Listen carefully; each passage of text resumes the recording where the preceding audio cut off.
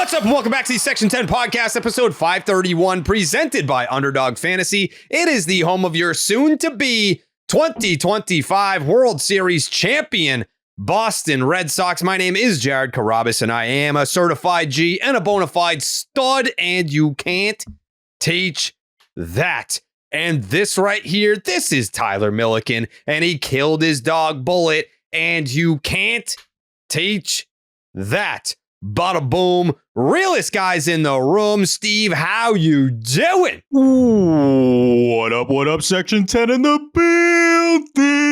In the mother fucking building.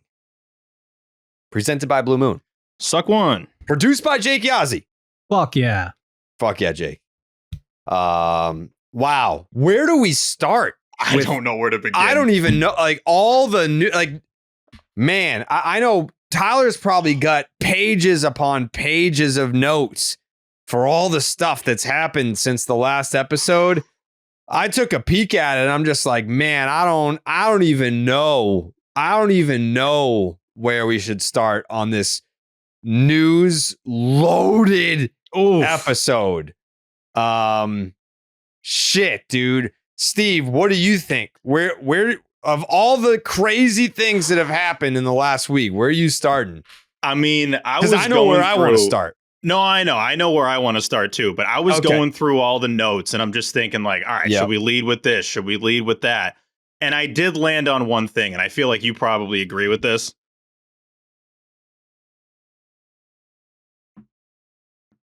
What do we do with Nathan Hickey? Yeah, like I mean, is he a DH? Is he in the field? Like, first where base, is he going to no be? more catcher. That's all. Right.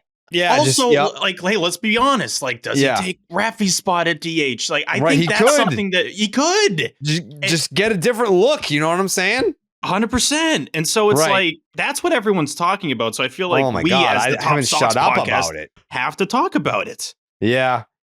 Yeah. I mean, there's just that's just one of the things that's just been.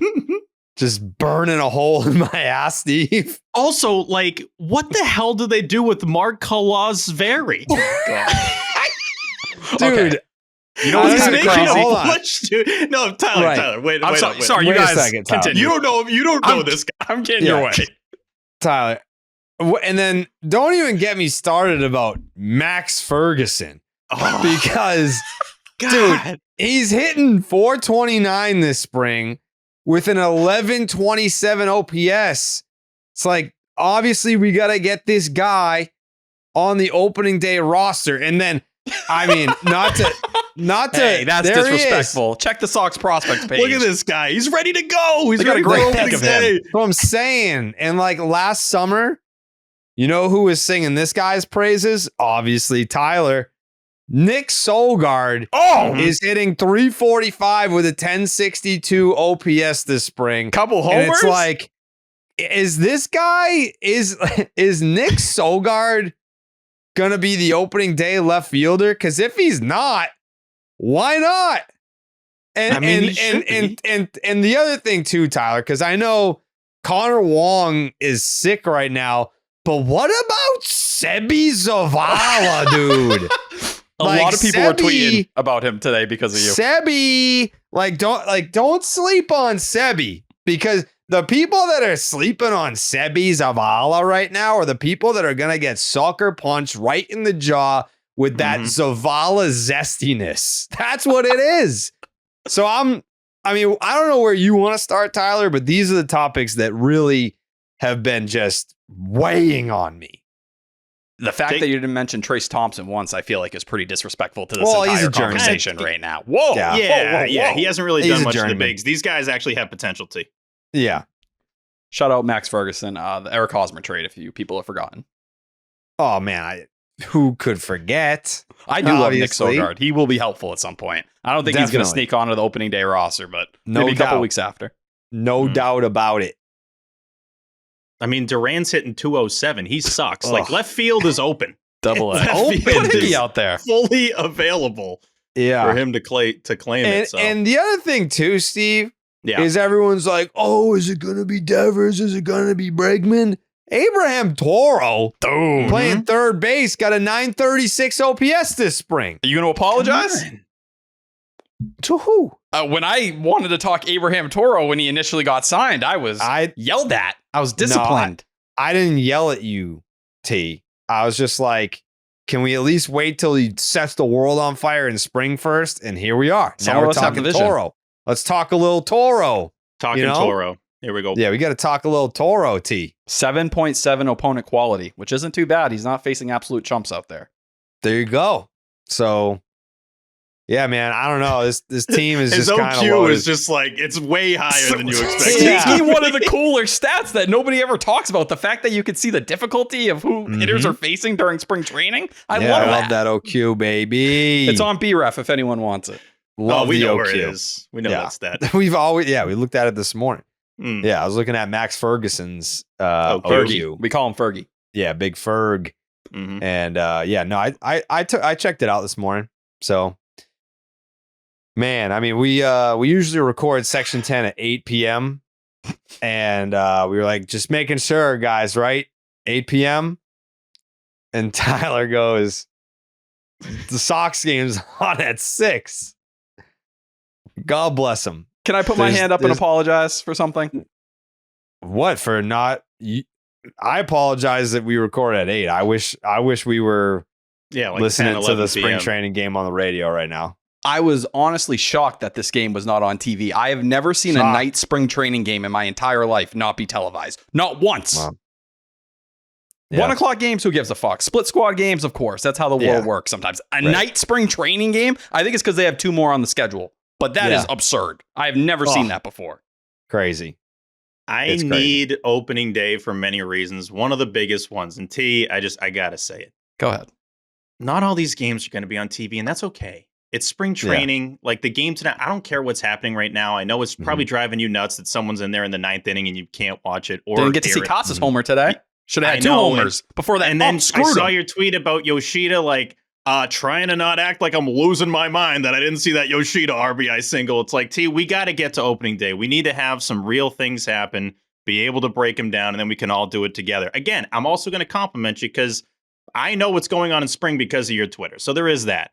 But at the same time, I just don't want you losing your mind that we're not being able to watch every inning of spring training. You know what I mean? It is what it is. It's fine. No, it's understandable. I do think I can be a little dramatic at times, but in the year 2025, we can't put a camera somewhere in the ballpark. No commentating. We don't need anything. They did it for the ATS site. Like, you remember sitting there watching the ATS games and nothing was going on, but it was like, hey, I might tune in and see what's going on for an inning or two. That's all I want. You can do it for Curry College. You can do it for any school. They just put the little camera on top of the ceiling and let it play for the parents. That's what I want with the Red Sox. I want to be the parent. I want to see my children. Like, logistically, there should be no reason why this game can't be on somewhere or, like, live streamed or whatever. But again, I kind of like popping it on. Had Will and Bradfo just shooting the shit. Jared? I think we're at the point in terms of technology where, let's say, WEI, Nesson, they don't want to pay broadcasters for every single spring training game. Why can't you just, like, I think it'd be cool to just have ballpark sounds. That's it. That's all I'm asking for. Just show the game. You don't even have to have this option on Apple TV. Am I mistaken? Yes, they did, right? And it was incredible. I loved it. You could just have ballpark sound and then the game on, and that's it. Yeah. And it was one of the best viewing experiences like ever. And they also have like the sync radio thing, but the sync was off. If they can figure that out, I'd be pumped. If we could get like Fleming with the video, that'd be incredible. Yeah.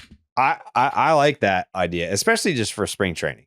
Like I don't need a broadcast team for spring training. It's just like, you know, and it, like most sane Red Sox fans are really only tuning in for a couple innings. Once you get to like the 4th inning, you don't know who the fuck these people are. Like I don't really need to watch the rest of that. I know, like Tyler's the only sicko that's like, oh man, fucking Jermaine Berjaldo is out there. And I at this really point of the spring, though, like the guys you're getting in the second half are like the David Hamiltons of the world. I just want to see a Berjaldo. I want to see if Berjaldo can crack the team, man. I know he's been in the league for a long time. He's shown promise again, but like he's not a prospect anymore. Jerry, but like it's not the on the field stuff. It's the off the field stuff with Buchholz, and it's always been off the field. Oh my God, even if he goes out there and deals, which you expect him to do, Right. Is he going to clean up his act? Right. Like, oh, so what? He didn't pay his taxes on his car wash in Florida that he owns. Like, so what? That doesn't mean he's a bad guy. He's a business or a bad baseball player. Yeah. And when he ran that kid over, it was by accident. But again, he was drunk.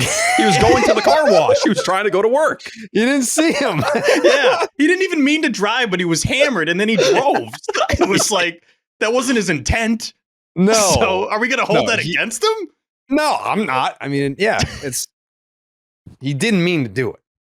Yeah. So just let him off the hook. God. Yeah. Man. I hope he makes a team this year. Me too. No, I'm rooting against him, actually. Well, hi. I'm rooting for Nathan Hickey. I want him on the big league roster. That's my guy. Oh, okay. Thank you. That's fair. Yeah, we like Hickey. Yeah. Yeah. Big Hick.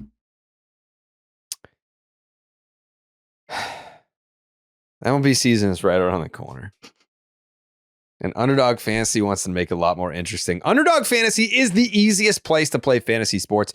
Playing their pick'em game is as simple as selecting higher or lower on player stats, strikeouts, total bases, home runs, and so much more. Make entries of all baseball, or you can mix and match across your other favorite sports. You can win up to 100 times your money, and it's a ton of fun. Make sure you sign up with the promo code Jared. That's Jared. To get up to $1,000 in bonus credits and a special pick on Underdog. That's Underdog Fantasy promo code Jared. The official trailer for the Red Sox Netflix dropped today, which was cool. First time I saw it, I was doing a spot for MLB Network, and they ran it pretty much like right as it was released. So I saw it for the first time, like on this screen. I was like, oh, wow. Seems very interesting. Last time that they put out a trailer, it was like the Casas ground out. And then we commented on that being like, that's a crazy trailer. And then we were told that's not a trailer. Yeah. I was like, well, it is. But I got to say real quick, like now looking at the trailer, was it worth dropping that clip before the trailer? Not at all. This looks so much cooler. And I love Casas. Yeah, probably should have led with the trailer, honestly. Like, and then you can do the clip after that. But either way, keep going, Jerry. Yeah, I mean, I'm very excited for it. I know that they're the pissy pants fans are like, I don't want to relive a 500 season, when there's a new season.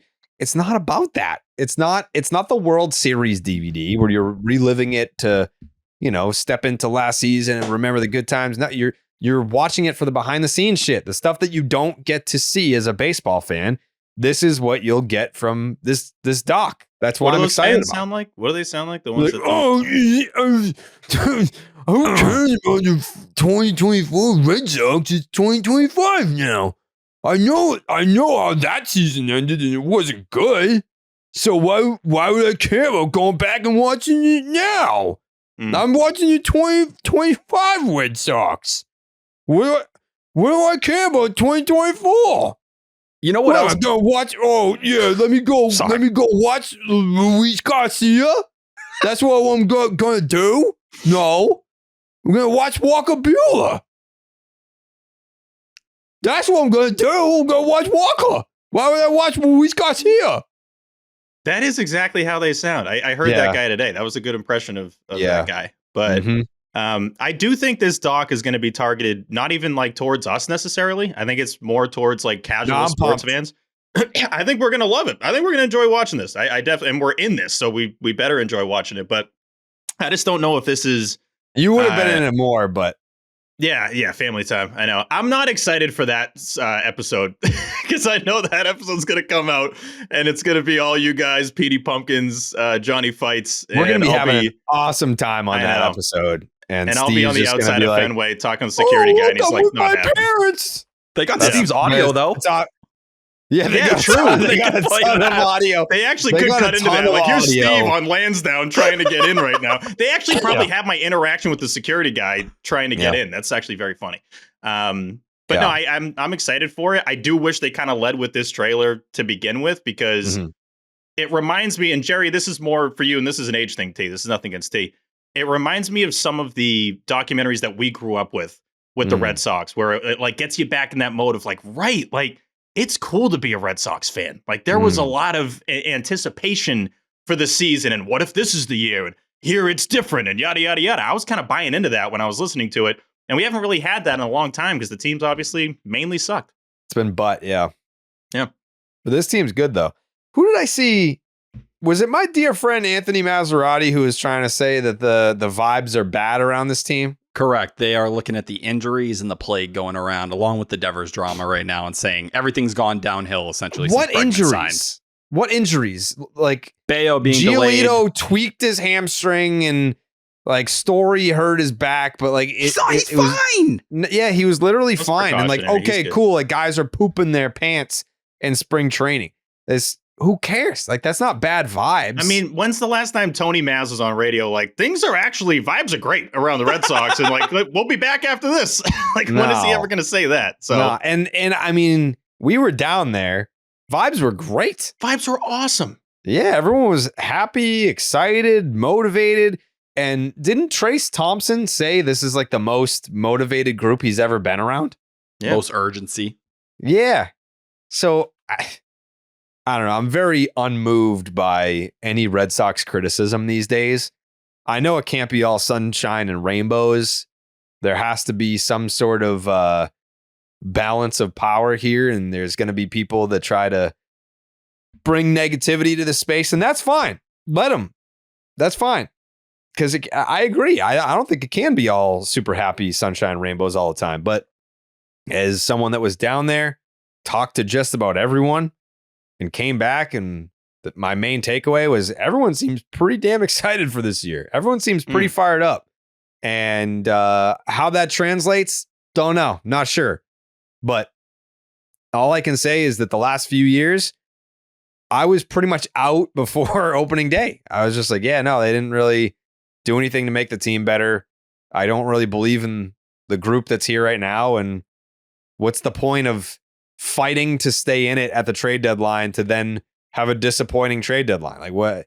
That was just kind of how it's been the last few years. And I didn't sugarcoat it. I hate when I get painted as like the Red Sox propaganda guy, because I've been real as fuck the last few years, and I've been right every time. Gerrit, anybody, that's the first thing they're going to say, though. When you're in the podcasting space or the fan space, if you're anywhere along that, people are just going to tell you you're always a fanboy, and that's the way it goes. We've sat for 2.5 years crapping on the team, telling you the problems, calling out ownership, doing entire 2.5-hour podcasts talking about John Henry, spending money and all that, and you're still going to hear every day, oh, you're just a fanboy, your opinion doesn't matter. Because if you show you like the team, there's a certain amount of fans that just say, oh, I'm good. That's not how we support the Red Sox. We, shit on them, we crap on them, and then we love them when they pull off what they need to pull off. Otherwise, I'm good.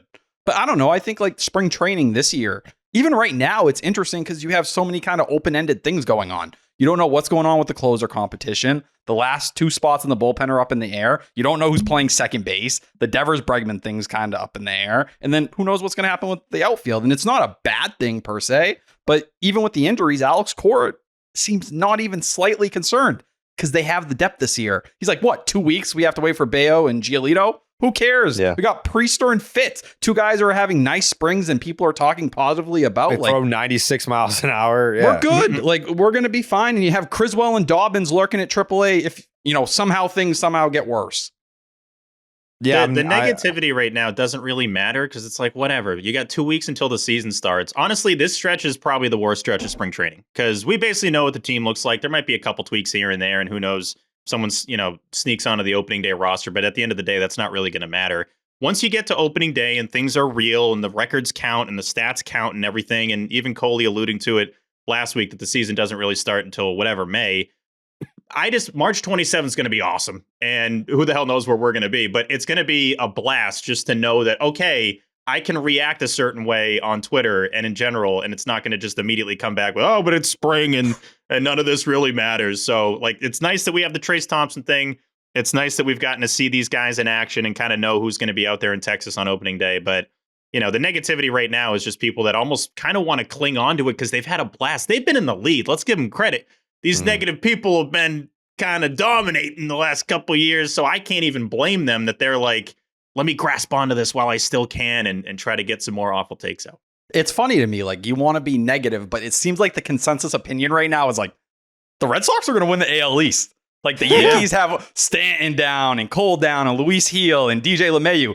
The Orioles, Grayson Rodriguez, they don't want to spend on their friggin' rotation. He's throwing 89 and shut down with a quarter zone shot in his elbow. Like, we're all sitting here like, it's pretty hard to like sit there and be mad if someone picks the Red Sox to win the division. And yet we're going to frame this as, oh, everything's going downhill already. This sucks from here. Like, that's a fucking crazy mindset. I did a whole rant on this on Baseball is Dead with Jay Hay, and like the comments were like, oh, like, troll Gerrit's back. I'm like, no, I believe all of this, truly. the Yankees are not that good. No, they're really not. Let's just say, I mean, what did they finish? 82 and 80 the year that Judge went down? Yes. 2 years ago, yeah, just and over. that was with Cole and Stanton. So you don't have Cole, you don't have Stanton. I said if Aaron Judge doesn't play 155 games, like they're not making the playoffs. We've said their it rotation before on this. Fucking sucks. Like Rodon sucks. Yeah, they don't want Stroman. Like they don't even have a fifth starter. They're hoping they have Will Devin Warren Williams. They don't have Clay Holmes anymore. They don't have Canley anymore. Goldschmidt's 100 years old. Jazz, like they're what I said to Jay Hay, and I mean this, is that Judge might be the only hitter in their lineup that has an OPS of 800 or better by the end of the year. I don't even think that's that bold, right? Like, look at their lineup. If I said that, if I tweeted that right now, like Yankee fans would be like, "You're just hating, you're just troll Gerrit." But like, no, I actually believe that. Like Bellinger had a Jason 750 OPS sucks last year. Huh? Bellinger had a 750 OPS last year. Like he goes to New York, maybe that gives him the power to kind of boost those numbers up, but. Yeah, that's the whole thing, though. Like, Stan, you have double tennis elbow. You need to do something. Brian Cashman needs to go find another bat. But, what is he going to go get? Nolan Arenado? Is that the panic move I'm supposed to be scared of in that ballpark? I'm fucking not. I'm sorry. Like, they already know pitching-wise, they have to rely on what's inside or get to the deadline. They're talking, Sandy Alcantara, like, cool. Do you even have the prospects to get that deal done? And if the Red Sox are sitting there and you know they want him, guess what? They're taking the Red Sox package over yours, buddy. I'm sorry. Yeah. The only one projected to go over 800 OPS is Judge. Like as of, whatever, the pre-opening day stats. So it's not that stunning. I mean, we've talked about the Louisiana Balloons on here before.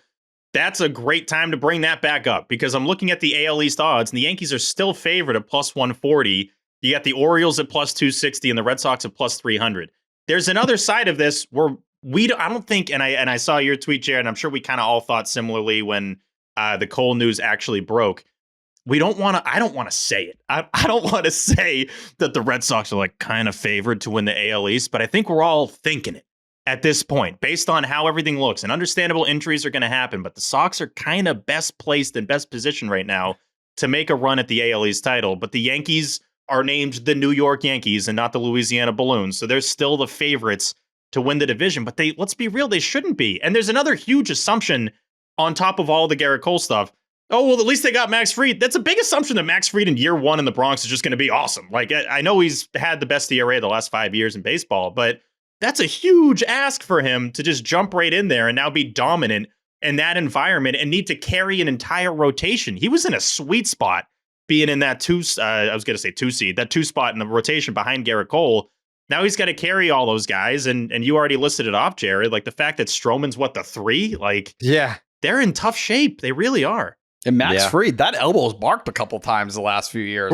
I'm just saying, like, if something happens to that elbow, and I'm not rooting for it, that's not the case. But one more injury, and they're in major trouble. Cabrera is their third baseman. Exactly. Ben Rice is their DH. This team sucks. They got Austin Wells. They're not good. They're not a good team. They're not good. Like the ceiling outside of Judge is like, oh, this guy's okay. Like Volpe, he's a fine player. Bellinger, he's fine. He's a fine player. Like Jazz, yeah, he's fine. There's no one where it's like, yeah, but like, we got Judge and we got this guy and we got that. Like, no, you don't. Like, you have Aaron Judge, and then the drop off is like, this guy's fine. And then from there, it's like, this guy fucking blows. Like, this guy shouldn't even be in the big leagues. They have 4 guys They're going to be everyday players that you can make the case shouldn't even be in the fucking big leagues. They got to hope and this Dominguez is a team pops. that's favored to win the American League East. And he's not gonna. Like, no, he can't even play in left field. He can't even go run after baseball. He's just jogging after spring training balls. Like, I love the pitcher's reaction, by the way, of like, dude, what the fuck was that? Like, that was incredible. This team is asshole. I think they're mid. I'm not going to call them asshole. They're just mid. You're right, but they were. I don't think I've ever heard that line. This team's asshole, man. We all know it. Even if they're mid, Tyler, that is still a colossal drop off from we were in the World Series last year. And that's why I have the Red Sox ahead of them right now. I don't know how anyone else can frame it that way. They haven't been under 500 since 1995. Like, that is fully in play. I don't even know that they'll be there. Like, let's just say they have the same season as the Red Sox last year. Like, you allude to the is Judge thing. If Judge is out for any amount of time, this lineup as is right now is Austin Wells, Aaron Judge, Cody Bellinger, Paul 100 years old Goldschmidt, Jazz Chisholm. He's got cool cleats and chains. That's awesome. Anthony Volpe, Jason Dominguez. Oh, cool nickname. Ben Rice. He does speak Spanish really well, and he's Tyler's guy. Oswaldo Cabrera. That lineup sucks. And sucks. It's just not good. I hate always referencing like the teams we grew up with, but it's relevant here. I was just playing MVP Baseball 05 last night and running back that season that starts in Yankee Stadium. Like, this lineup's fucking loaded. This is like an impossible lineup to face. You now look at 20 years later, the Yankees lineup, it's not going to scare anybody. And I think Yankee fans know. I know, Jared, you get the most Yankee fans you mentioned by far.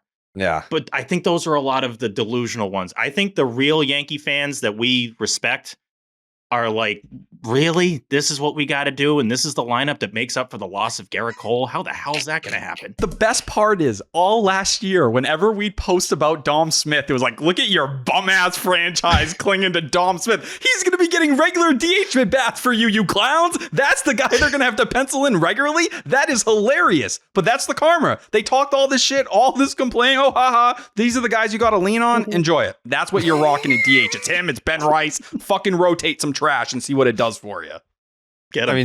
Yeah, Dom Smith's not trash. I love Dom. No, he's probably the second best player on the team. It's what the Yankees fans told me. That's all I'm saying. If Aaron Judge plays 110 games or fewer, they could have a losing record. I agree. No, let's just say they will. If he plays almost half a season, or what, even just 100, they have a losing record. Yeah. I don't think, like, typically you can't say that for one player. Aaron Judge essentially amounts to like 3 players on another team. Like, that's essentially losing. And he's in his age 33. Like, he had a 10 WAR last year. I know. So he has to be, not only does he have to be completely healthy after a full season of health last year, plus a long postseason run, so short off season for him, age 33 season, he's got to put up 10 WAR and play 155 games. Just for the Yankees to have a chance. Well, let's be honest. Like, he could even. That's the reality of it. Judge could win MVP and they still miss the playoffs. Like, that's very much on the table. I actually might think that's probable right now. If he's healthy the entire season, he's probably going to put up crazy numbers. And typically you have to make the playoffs to get that award, but Trout, Ohtani have done it. That could happen. That very well could happen this season. If he puts up 10 WAR, they're making the playoffs. Just because it's not even like I still would think the Yankees blow. But I'm just like looking at the landscape. They really have to be better than the Tigers and the Mariners, and you're in. You got to win like 86, 87 games, which as of right they're now, capable I think of doing that. Their projection's 89, so it's like they're right around there. But again, that's a projection entering opening day when you've already lost big pieces, and that's assuming you're just going to keep these guys and stay healthy. What's the Red Sox projection? I think it's 87, 86 and a half. Oh, Fangul. Hey. It just feels like the Red Sox roster has been so thin that they were in a place where it's like you get to opening day, everything has to go right for this team to be, a playoff team or up there with one of the better teams in baseball. It feels like that margin of error for the Yankees is so thin right now. And I feel like you hear it, like even the John Boy guys and over there, they're looking at the Red Sox and anytime they come up, they're like, yeah, man, they're a problem. Like, this is making me nervous, and we have a lot of concerns with where the Yankees are at. To hear them already looking at it that way, before the season starts, it's telling. It's just honest feedback, and I think everyone around baseball is starting to feel that way. I do like paying attention over the course of the season to the tone of our boys over there, John Boy and Jake, and even seeing those clips that you're alluding to, Tyler. It's already doom and gloom, and it's March 12th. Like, that's panic. That's kind of where they're at. And, you see that. And I think sometimes we need to get that perspective because we're so in it and spend a ton of time on this team that you can get a little bit too caught up in it and like, all right, how are other people looking at us? And even Chris Rose and those guys over there and Plouffe, they're all saying the same thing. They're like, watch out for the Red Sox. I'm like, all right, this is actually encouraging to hear that people that don't give a damn about this team are scared of this team. And I'm not even like buying in on all that. Like, watch out for the Red Sox. I just like that it's, people are looking at the Red Sox as a legitimate threat. People are nervous. People know. No one's saying, "Oh man, like that's the team to beat in the American League." No. I don't feel like that. Like that's not true. But it's no longer, oh, another year of last place. Like you can't talk down to us anymore. Well, it shows the state of the American League that the Yankees have the highest projected win total at 89.5. Like that's who's favored to have the most wins, like barely 90. And the last 3 years in the the wild card round era, the average win total to get in, I think the average win total of the last seed, of the 6th seed, is 86 wins. It's essentially what's projected to be the top team in the American League this year. So like it's wide open. I'm not going to get too optimistic before the season starts, considering Sox made the playoffs once in the last friggin' 6 years. But still, it feels good to be able to be happy without it immediately being trolled by everybody. Yeah. There was some pussy on Twitter the other day that what was he? He's a huge pussy. He was and this is before, because I don't make fun of serious injuries or injuries at all.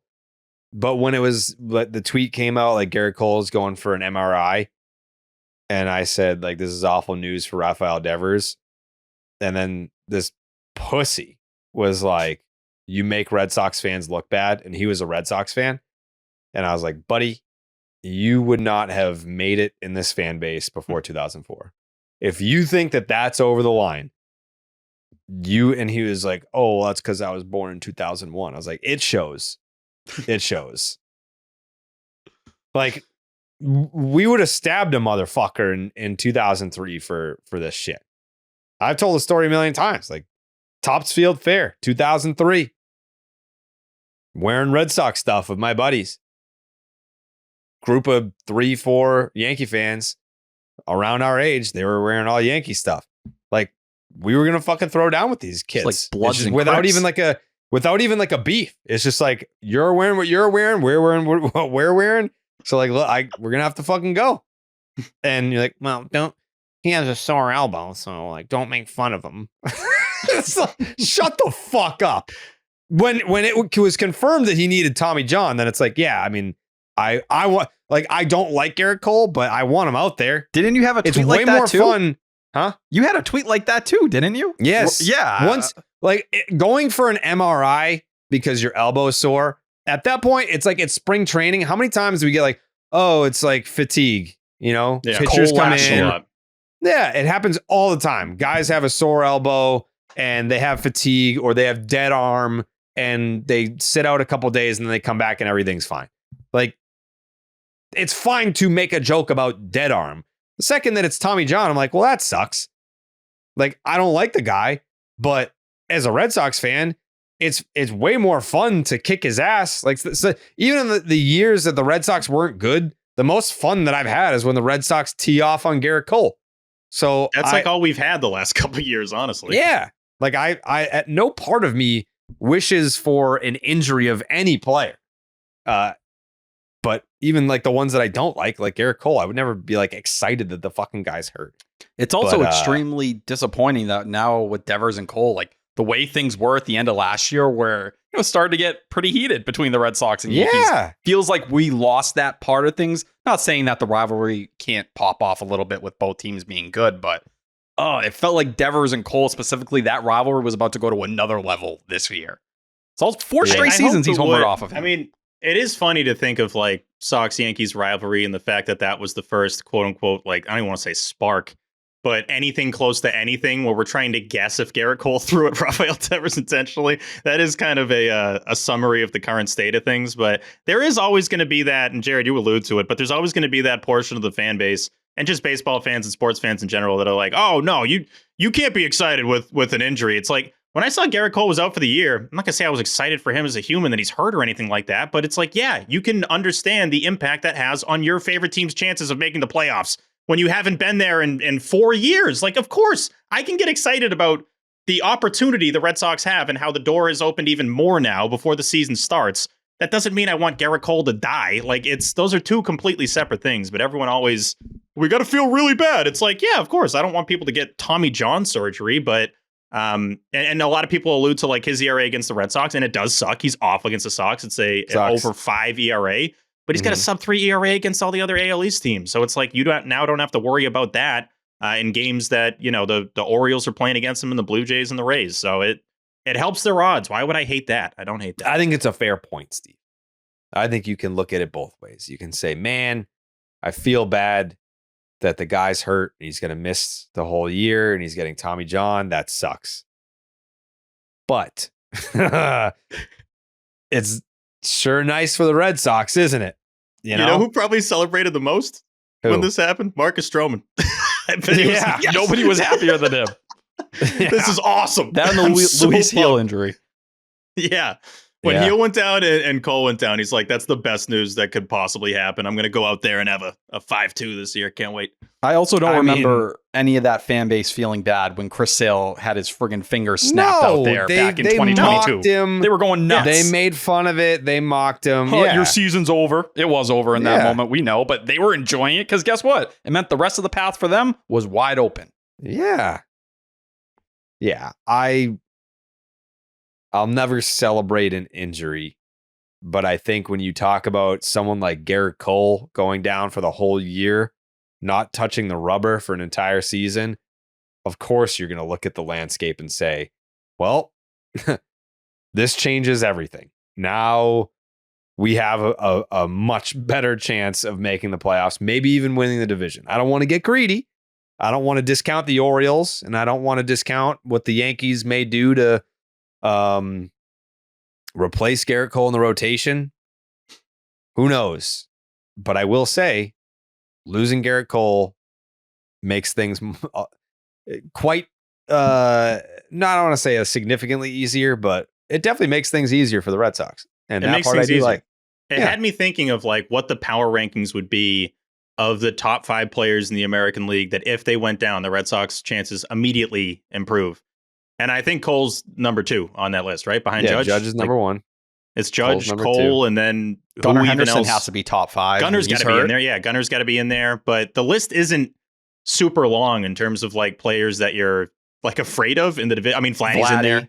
Yeah, Vladdy's in there. But I'm not afraid of the Blue Jays. No, exactly. So it's like it has to be a player on a team that you're worried about. I mean, maybe toss the Rangers in there. They might compete for the league title again. But when that news comes across, it's like, Vladdy doesn't even want to be there. No. He'll put up good numbers just for his contract, not for the team. Yeah. He should specify that too. Like, I hit that walk off for me. That wasn't for you guys. Yeah. Like that's for my stats. Mm-hmm. Yeah, that's for the money that I want to make when I leave here. He's just like doesn't celebrate at the plate. Like, get off me. Stop. Like he hits a walk-off home run and rips his jersey off at home plate. And it's just a Red Sox shirt. Like, yeah, let's go. And it's off the Red Sox too. Like, I'm joining y'all. Let's go. Raffy, stand up. He can't wait. He can't wait to come here. Yeah, no, he's gonna be celebrating with some Blue Moons, I bet. No, big time. Yeah. Blue Moon was born in a ballpark at the Sandlot Brewery in Denver, Colorado. So it's no wonder why you crave it. Its bold flavor, bright explosion of color, an iconic orange slice ritual guarantees a one-of-a-kind beer experience all year round. And for the moments you want a lighter option of your favorite beer, reach for Blue Moon Light. It's a refreshing wheat beer brewed with real tangerine peel for a lighter, exceptional taste at only 95 calories. I had, 7 Blue Moon Lights when I took a cooking class last weekend. You had one of my favorite looks on your face, which is like, oh, Jerry's had a few. Yeah. Yep. Yeah. What do you you're always just like floating. I'm like, yep, that's the best version of him, easily. Well, I tweeted Bobby Dahlbeck. Bobby Dahlbeck. Bobby Dahlbeck. And everyone was like, nope. And everyone was like, what happened? What did he do? And I said, nothing, just drunk at a cooking class. That should be your go-to, by the way, this year. If you're ever drunk, just tweet Bobby Dahlbeck. We're like, all right, Jerry's having a good time. Yeah, he's having a good time. Proud of him. Yes, Tyler? I feel like we should do an update on how he's doing this spring, just because we haven't talked a lot about inspired by the beer you already love and available year-round. A wheat beer from Blue Moon with exceptional taste and only 95 calories. Brightly brewed with real tangerine peel. Tastes light and refreshing. Nothing compares to the great taste of a Blue Moon Light. Blue Moon, made brighter. Celebrate responsibly. Get Blue Moon Light delivered by visiting get.bluemoonbeer.com/Jared for delivery options. That is get.bluemoonbeer.com/Jared. Blue Moon, made brighter. Celebrate responsibly. Blue Moon Brewing Company, Golden, Colorado. Suck one. And suck one. Yeah, no, we don't have to. He's not on the Red Sox anymore. We don't need stats or anything. That's crazy. I just feel like there's a lot of fans out there that are no. Go fuck yourself. Sorry that I want to talk about Bob the baseball player. I just want to talk about Bob the baseball player. I said I don't want to. 215. Chew.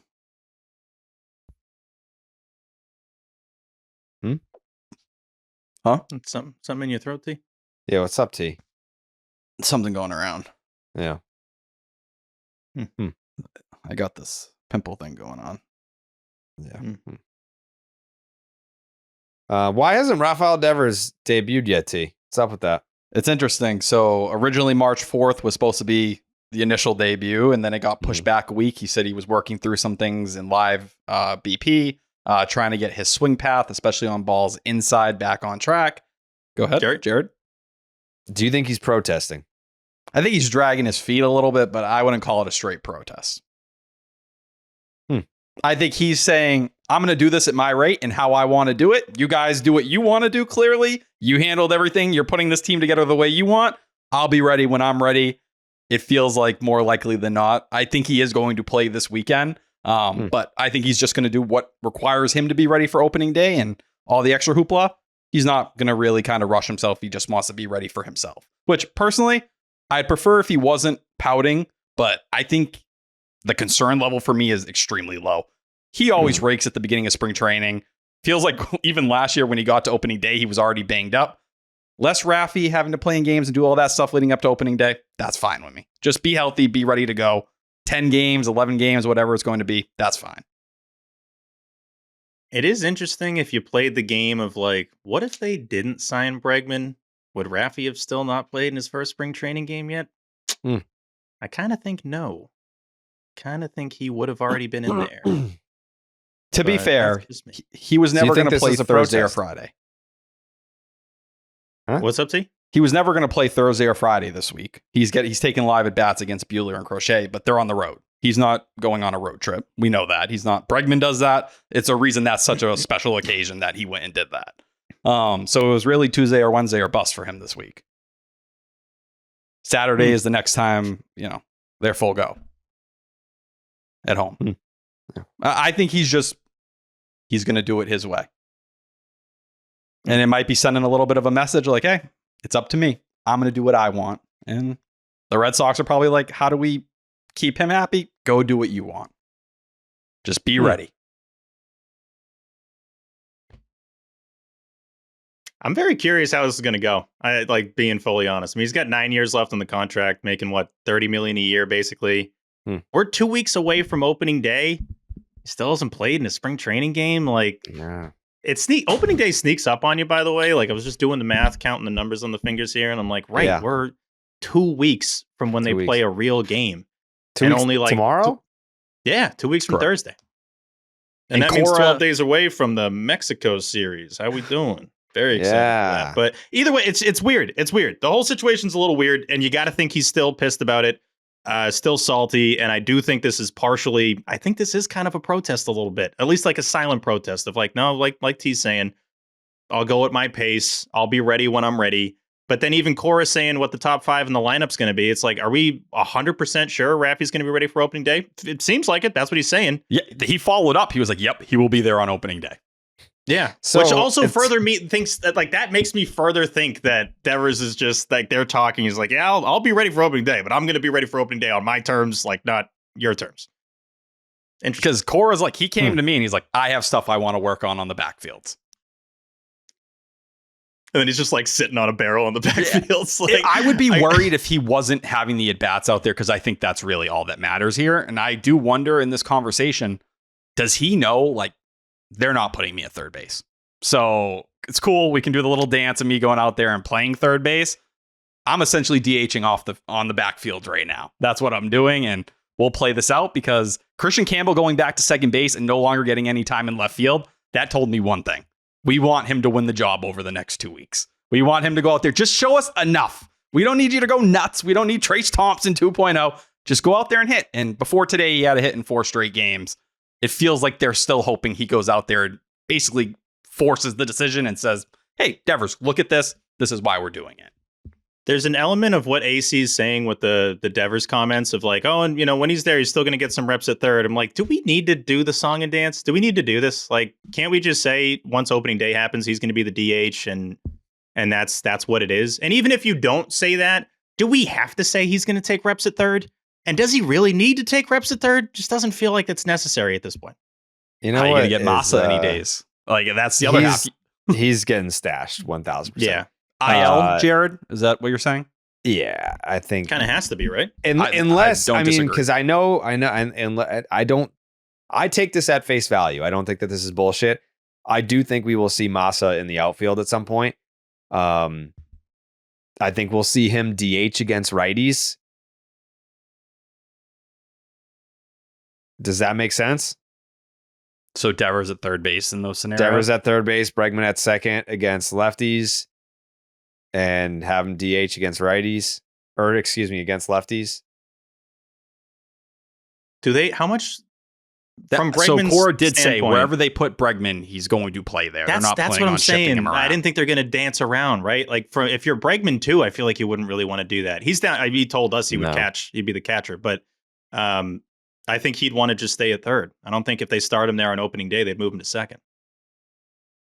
I don't know, brother. I'm just surprised that Massa's still on the team, for being honest. And I am pumped with how happy he's been. He just looks pumped in every photo and video. He's just a happy guy. He's taking this great.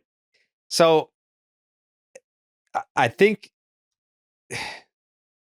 they have to stash him on the IL to start the year. When have you ever saw a player play a month of games and then they told him to go on the IL?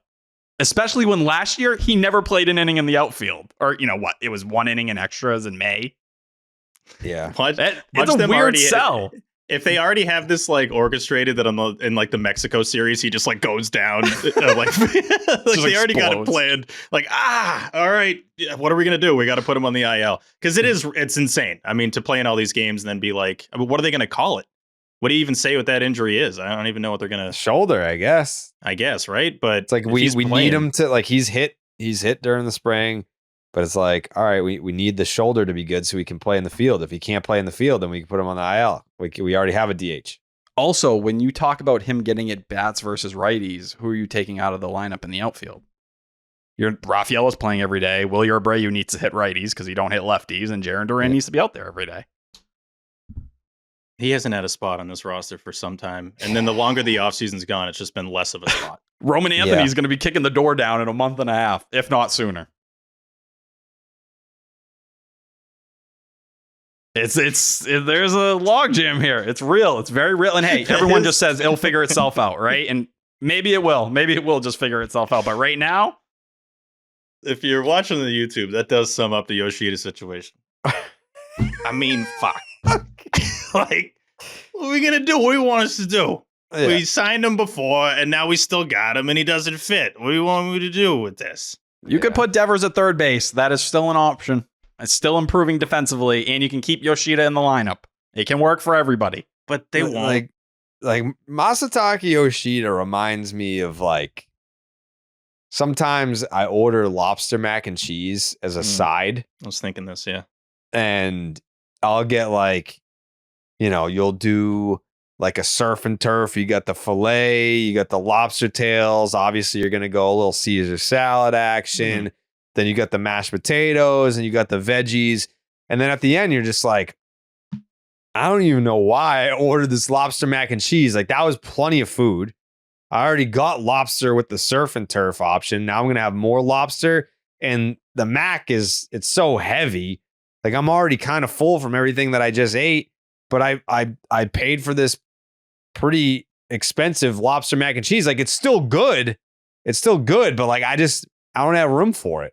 Like to me, Masataka Yoshida is lobster mac and cheese. And there's nothing wrong. I love lobster mac and cheese. It's great. Yeah. But by the time you get to it, you're just like, fuck, like this, there's no room for this. That's how I feel. And that's a great compliment to Masataka. I love Campbell as much as the next guy. But if you were to put Devers at third, Bregman at second, him and Story up the middle, and there's been a lot of talk about second base versus third base and what you value more defensively. Second base is higher on that hierarchy of, up the middle positions, right? Where you need stronger defense. Right. If you believe Bregman can play second base, Devers at third, Yoshida at DH, let Christian Campbell force the, question and make you have to do something uncomfortable in the outfield. Hell, you even have this situation with Wilyer Abreu starting the year late. Now, I wouldn't bring Christian Campbell up for 2 weeks and send him down, and the same goes for Roman Anthony. And it doesn't seem like the organization doesn't want to do that. But there is a way where at least that logjam can be pushed down the road a little bit here. Now, if Campbell goes nuts for a week and a half, that's one thing. He also made a rough error at second base yesterday. Let him force the issue, I think, before you lock him into that second base spot. And I don't know if they're trying to walk that line right now, but I think we all know what they want. They've made it pretty clear what they want. Jared? Correct me if I'm wrong. Bregman hasn't played second base at all this spring? No. Just on the backfields. He's only played third. That's why, like, what you're saying technically makes sense, but it's like he's going to be the third baseman. So and that's why I say they want Christian Campbell at second base. Like, they have him playing second base only now. Like, not an inning, T. I don't disagree. I agree with you. We can't even create the illusion that we're thinking about it. But once again, this is the messaging and where you're going to kind of lose someone or even lose someone like Devers, where it's like, you're telling me he's going to get reps at second, but I'm sitting here, you're making it clear as day he's the third baseman. So just tell me what it is. Tell me the truth and say, you're the DH. Maybe they have done that behind the scenes. Devers has spoken to the media one time. One time since the media session. Yeah. I'm sure they've probably made up for the lack of convos with the amount of convos they've had with him in the last few weeks. I'm sure they have. But maybe that's it. Maybe that's why he's like, I'll get on the field when I'm ready because I'm going to DH. And guess what? I'll hit on the backfields because that's what I need to worry about. Yeah. That all adds up, right? That all adds up. And then when Cora's saying they're going to sprinkle in some innings at third, I mean, that could be as simple as just, knock on wood. But if Bregman ever went down, then, hey, Raffy, remember you used to play this position. Go over there and play there. But it's anything outside of that, it's pretty obvious he's going to be the DH. It's weird how quiet it's been. The fact that we haven't got anything from that camp over the last week or two, but he won't talk to the media, it seems. He's talked to Cotillo and Spear one time at the same time. Who? Raffy? Yeah, there was that article like 10 days ago where Cotillo said he didn't want to talk initially. Like the first 2 minutes in, he was like, hey, I told you a minute and a half. And then he made a point to say, like, I don't have beef with Cora. I don't have an issue with Breslow. Like, I am passionate about being the third baseman. That's what it is. And like, I just want to win and do my part. And ever since then, it's kind of been like, all right, well, that's what it is. We'll wait until he was surprised that it was a big deal, right? Like he said that too. I'm surprised this became such a big deal, which I was like, oh man, Raffy, like, come on. Like, of course, this was always going to be a big deal. But yeah, it's another reason why opening day needs to come now because, there's really nothing more to hypothesize about in terms of the third base situation. It's just going to be nice to see Bregman out there in Texas. So we could just stop talking about it. Because like, why, if he's the opening day guy, which he obviously is, why would things change? Let's say like Devers hits a bomb. I can already see him hitting a moon bomb in Texas. And him and Bregman, he might even drive Bregman in with a homer. And then they're like dapping up at the plate. Like I can already envision that just being great for everybody. And then us thinking, why did we even care this much about this? And maybe even Raffy thinking, why did I care this much about this? This is awesome. Now I get to hang out in the dugout and just kind of chill. What's the look though if they put David Hamilton at second base? I just wanted to pose for the video because Steve has he's got a weird thing for predictions. So like when that gets tweeted out on opening day, when that happens, I just want to do a double peace sign for that. Oh, okay. That you had me completely. I think that because when I do that, it gets like I think it's balloons, right? Oh, it's confetti. Bang. Yeah. Okay.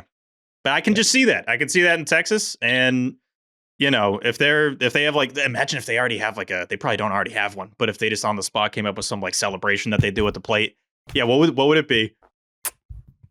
They just make out at home plate. Yeah. Clearly, there's no drama. They tongued each other down after he hit a home run and drove him in. But I'm excited for that. I mean, I think we can kind of face the facts here that Devers is the DH. He may not be happy about it, but the fact that Bregman has not even looked at second base. Yeah. Listen, it's not like he like played second base, so it's an easy transition to go over there. Like he's not played the position. Like you obviously like, would I have faith in him going over there and playing it or whatever? Yeah. Like if he had to, like, yeah, like I wouldn't be like, oh, I'm nervous. But if he's your intended second baseman, he would be at second base, but he's at third base.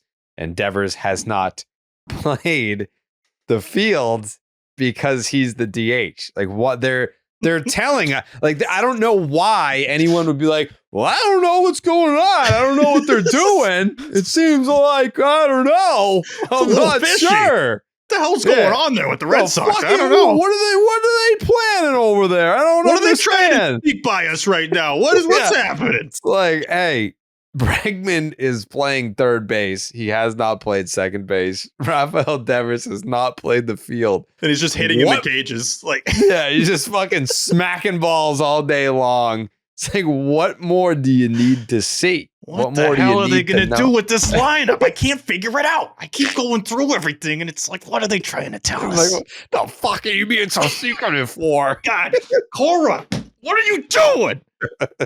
Damn it. That's pretty much, yeah. I mean, imagine opening day and like Rafael Devers playing shortstop, Stories at second. And Bregman's actually catching. DH. Brought it up Casas to AC after center. the podcast. Nick Sogard at third. Yeah. Yeah. And then who was that catcher? Zalapis? Who was the guy? Sebi Zavala? Zavala. Yeah. There we go. He's on the mound he's just the starter for some reason. Yeah. Yep. Yeah, just patrolling center. Like, dude can really track him down. Yeah. That's where the Trace Thompson thing comes into play, too, because now there's people advocating for him to make the opening day roster. Well, those people, they obviously just don't follow the sport. It's just, I think the weird timing of it is they're looking for another depth right-handed outfield bat. And it's probably going to come with the opt-outs or, you know, guys who get cut, whatever it may be. Is that because they're planning to have Trace on for a week or two and then just DFA him? Is that part of it? Probably. There's a fair chance they go that way, and that might depend on how far along Campbell is. Yeah. Yeah. Just excited. I don't know who's playing what position. Oof. But Alex Cora did give us the top 5 of the lineup today. Duran, Devers, Bregman, Casas, Story. Thank God. A lot of surprises there. Thank God. Yeah. No.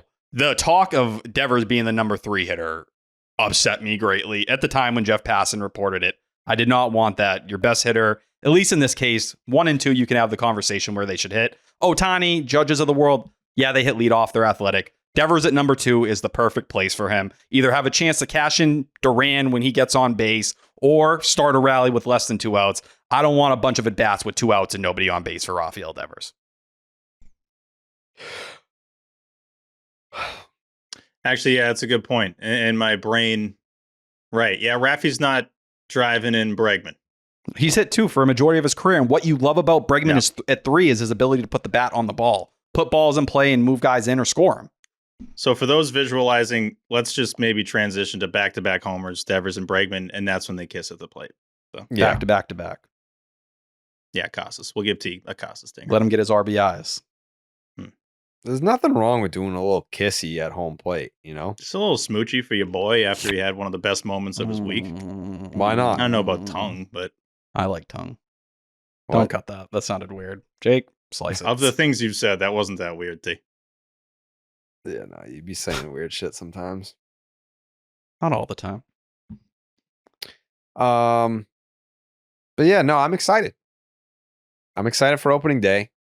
I'm excited for the possibilities of the 2025 Boston Red Sox. Because before the last 2-3 years, it's been, well, if everything goes right for us and everything goes horribly wrong for everyone else, then we got a shot. And now this year, things have gone horribly wrong for others. Some things have gone wrong for us. Some things have gone wrong for us as well. I had this debate with a Yankee fan the other day where he was like, even with Cole down, we still have a better rotation with you. And I actually cackled. I do not believe that whatsoever. The Yankees rotation is dog shit after Max Fried. And I think the way that I phrased it was because his point was like, well, you don't know what you're going to get from Giolito and Buehler. And I was like, I would rather roll the dice with a bunch of what ifs than have a bunch of guaranteed suck. And that's what you have. Like Rodon is going to suck. Stroman is going to suck. ERA was his comeback season. They are going to suck. And they don't even have a fifth starter. They have Clark Schmidt, who I like, but has not pitched a full season ever. Sneaky good stuff. So yeah, it's like, all right, well, I'm banking on a bounce back from Buehler. Okay. I'm banking on a bounce back from Giolito. That's fine. Like, these are all guys that have been there and done that and been good in the big leagues. Tanner Houck, I'm fine with rolling the dice on a dude that made the fucking All-Star team last year. And for a decent chunk, we were talking about, is he going to start the All-Star game? And I also think when you're talking about what shoes need to be filled, like you're talking about Carlos Rodon being your number 2 pitcher in your rotation. When we're talking Walker Buehler and Lucas Giolito, like Tanner Houck, Crochet, 1 and 2, that is a real 1-2 punch. You get second half Bayo. He would be one of the better number 3 starters in baseball. Yeah. Like Buehler just needs to be decent. Giolito just needs to eat innings. Go post they a all 420. just need to be no decent. One gives a damn. Like, I'll take decent from Bayo too. And then you go down the line and it's like, oh yeah, we also have Gerrit Crochet who throws a fucking 101 from the left side. And you're telling me you'd rather have your rotation? Like, at least I can name 5 guys. Like, you don't even have 5 fucking guys in your rotation. I'm not going to lie. I had no idea who Will Warren was. I know, T, you probably know. Oh, you don't what his know dog's Willie name Warren? Is. You don't know Willie Dubs? Come How on, do you not man. know He's one Willie of the best. Dubs? He's had a How good do you not spring, know, but he's dude? fringy. He's fringy, and they're really going to need to lean on him like they leaned on Luis Heel a year ago. And he's not as that's good as going to Luis work Heel. out. No, that's going to work out. It's going to be great. He's going to get Rookie of the Year, I'm sure. What they will grab onto is their bullpen. 200 innings, easy. What Yankees fans will say they're confident in is their bullpen. And right now, the Red Sox bullpen, I think, is a question mark. I think there's a lot of upside still there, but I think people are starting to get nervous about the closer situation. Are you nervous? That is something that I brought up a few episodes ago where I feel like we were kind of just skating on by that, not having a closer. But I'm at least willing to see it out until about mid-May before I'm like, we need to do something about this. Like, I'm at least willing to see if someone wants to step up. I mean, at some point, every closer was a guy that just stepped up and said, I'll do it. Yeah. I mean, some of the best Red Sox teams, the guy's just like, yeah, sure, I'll be your, like, Koji's like, I got this. Like, don't worry. I'll be one of the best guys in baseball. Tazawa, Koji. I know. Yeah, like it happens. You have to, sometimes you just have to see if you have the guy that wants to step up and if he's good enough to do it. Slayton, for me, I feel like could be that guy. He is that guy. He could be that guy. I mean, Whitlock I'm could rooting close. for him to be that guy. There's guys that can close. They have options. I know you want him as the multi-inning guy. I get that, but like he could not even close that. games. I can't put all my eggs in the Whitlock basket because he's just never had a healthy season ever. No, I know that definitely hurts. Ever. But even just looking at the overall bullpen, I'm not really worried about the closer situation because there's guys that can do it. And I still think the bonus pod coming up Friday, I still think Liam Hendricks will be fine in that position. It is a big assumption, just like boom, go right back and you're just going to be the closer for the Red Sox, but I think whatever he's doing in spring, he's gotten, hit hard, whatever. It's spring training. I'm not going to lose my mind over that. I think I'd actually kind of rather he be doing this now, getting this out of the way, and then getting more comfortable. And by the time we're in, you want to give him, because that's the thing. You don't want to overreact to the early season Hendricks if he's getting hit hard. Got to give him a little bit of time, and I think he'll be fine. Yeah, I wonder. I think Slayton's the guy. I want someone young. Like, I know we have Liam Hendricks is the bonus pod on Friday. Yeah. On Friday. Yep. So you'll get to hear from him. in our conversation with him. And if it's him, that's awesome because he's very easy to root for. Great dude, great personality. He's been there. He's done that. He has the experience. But I just personally think that on this team in particular, it's just time for someone to emerge and be like, I'm the guy. And it's not that, I don't think Whitlock is capable of closing. I just don't think he's capable of staying healthy. He's never proven that to us ever. So I view Whitlock the same way I viewed like Chris Sale since post 2019, where it's whatever I get from this guy is a bonus. I know that if he's out there, he's going to be good, but I can't bank on him being out there for the whole year. It's just kind of ticking time bomb situation where if he's healthy to start the year, I know he's going to be good. If he goes down in June and he's coming back in September, awesome. Then he'll be back for the playoff run. But I cannot in good conscience be like, that's the guy that I see emerging as the Red Sox closer. Slayton, not a lot of miles, electric shit, throws hard, gets swings and misses. Everything that you would want in a closer, Slayton checks those boxes. So I just kind of, it's not that I have like a personal vested rooting interest in it. I'm more just seeing who checks the most boxes for me. And for that purpose, I think it's Slayton. There does seem to be more guys than you would expect. Like, I feel like they have more guys than at least in recent history that could do it. Like, I'm not going to say, let's go and put Whitlock in that position, but I think he could do it. And then now his workload is less. And all of a sudden, that's a lesser chance of getting injured. That's kind of stupid math there. But I'm not super worried. Are you guys actually worried about the closer situation right now? I'm not super worried about it. I mean, it's something that we're keeping an eye on considering all the other positions are kind of, It's on my radar as something that I could become concerned about. But it's one of those things. If it goes wrong, the first or second time to start the year, people there will be panic. That's the tough part. That's what happens very quickly. That's what sucks is because I'm already saying right now I'm not going to do that, and I hope people don't do that, but they will do it. It's the nature of the closer position that if you get rocked early, it's like, what the hell?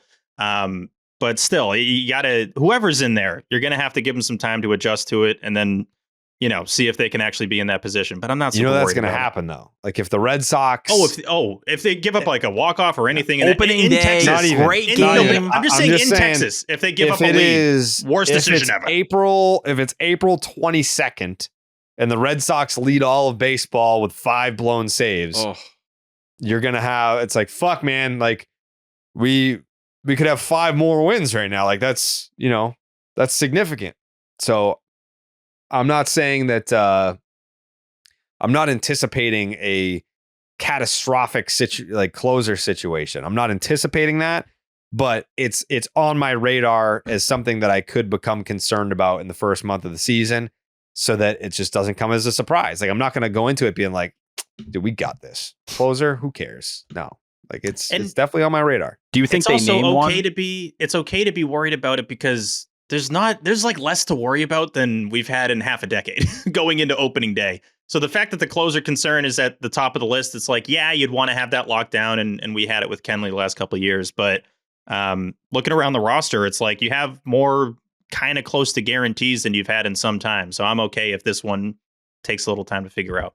I think for Hendricks, it's a combination. Cora says he's not worried, but the velocity's down. He's getting up to 96 at certain points, but it's more 94, 95. He was averaging over 97 with his fastball back in 2022. And he's getting older. That's part of the equation here. But it's him. And then I think a lot of people were able to not freak out too much because he's given up a run in 3 straight outings. The Luis Guerrero hype had everyone like, whatever, man. Luis Guerrero looks like he's going to be a stud. Let's ride. He's walked 2 in 3 straight appearances, and they've been rough.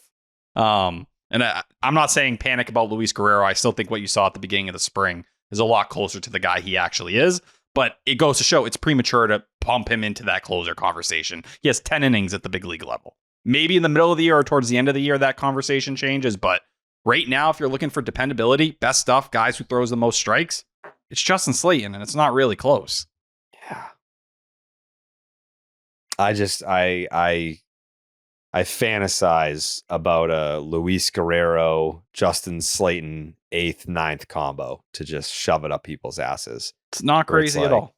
No, you get yourself a nice little 5-3 lead in the 7th, and you're like, whew, Guerrero in the 8th, Slayton in the 9th. See you the fuck later. Good night. That's all it is. What was that when we were growing up? What was that closer by committee year in the early thousands? 03. Wasn't there? It was 03, right? Where like BK Kim probably had the most saves. It was Timlin. It was fucking Scotty Williamson. Yeah. It was Alan Embry. Brandon Lyon. Casey Fossum. Yeah. Chad Fox. That a little bit of everybody. That, as a baseball fan, that is, and I'm just going to sound like a hypocrite now, because that is one of the most uncomfortable things when you're like, who's the closer? You never want that 2022 situation. You remember how we looked at John Schreiber in 2022? Like, he was our savior at that point in time. It was like, please, John Schreiber, I just saw him anywhere and everywhere. I just saw him at Royals camp. How's he doing? They just killed him. He's good. Yeah, he's happy. You know. Well, we have his clone. Royals camp had a great vibe. Guys were just high expectations. You know, they know that they're good. They know that like people kind of believe in them, but not enough. And they're pretty tightly bonded, especially after the way that last season ended. It's an underdog JJ Piccolo, one of the most underrated executives in baseball. I mean us. Yeah. Yeah. But Tyler, if you've lost your hair, it doesn't mean you can't find it again. Try Hims Hair Loss Solutions and you'll be joining hundreds of thousands of subscribers who found their hair again. Hims provides you with convenient and quality access to a range of hair loss treatments that work, all from the comfort of your couch. Hims makes treating hair loss simple with doctor-trusted options and clinically proven ingredients like finasteride and minoxidil that can regrow your hair in as little as 3 to 6 months. Choose from personalized chewable oral spray and serum treatments to find what works, what's best for you. The process is simple and 100% online, so there are no uncomfortable doctor visits. Answer a few questions and a medical provider will determine if treatment is right for you. If prescribed, your treatment is sent directly to you for free. No insurance is needed, and one low price covers everything from treatments to ongoing care. Hims has hundreds of thousands of trusted subscribers, and they can help you get your confidence back too with visibly thicker and fuller hair. Start your free online visit today at hims.com/section10. That's HIMS.com/section10 for your personalized hair loss treatment options. hims.com/section10. Jake, we can cut this if we're not supposed to say anything, but are we locked for this live show on opening day?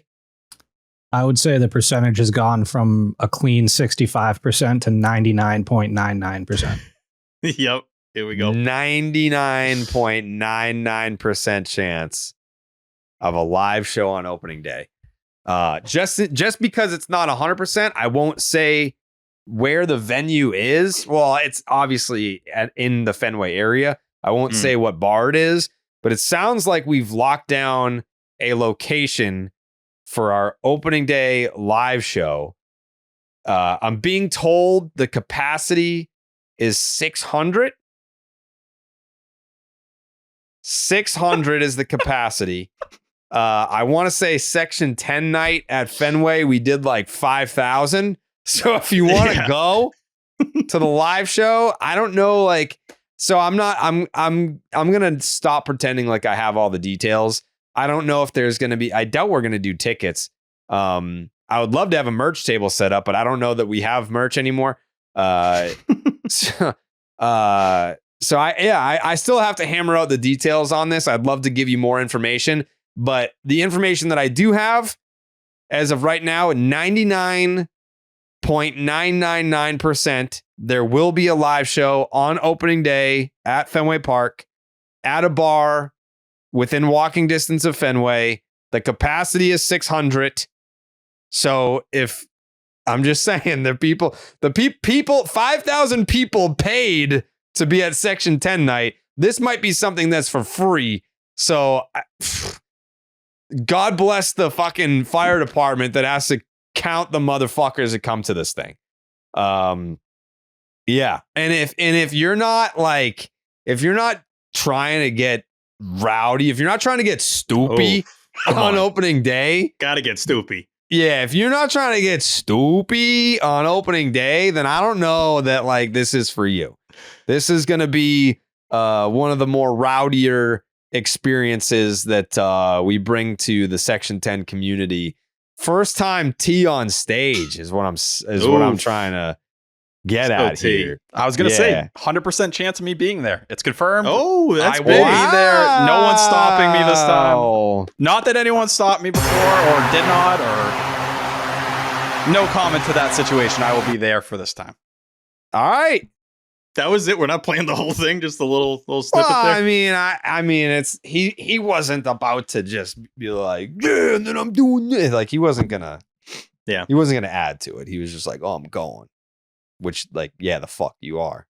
Yeah, brother. You get a little shout out. You got to be ready to go stoopy. I'm gonna be on the scene. If you ain't trying to get stoopy on opening day, I mean, 600 capacity. 600 capacity for an event that I can tell you. What's the math on that? 5,000 divided by 600. Oh, that's obviously fucking 8.3. Everyone knows that.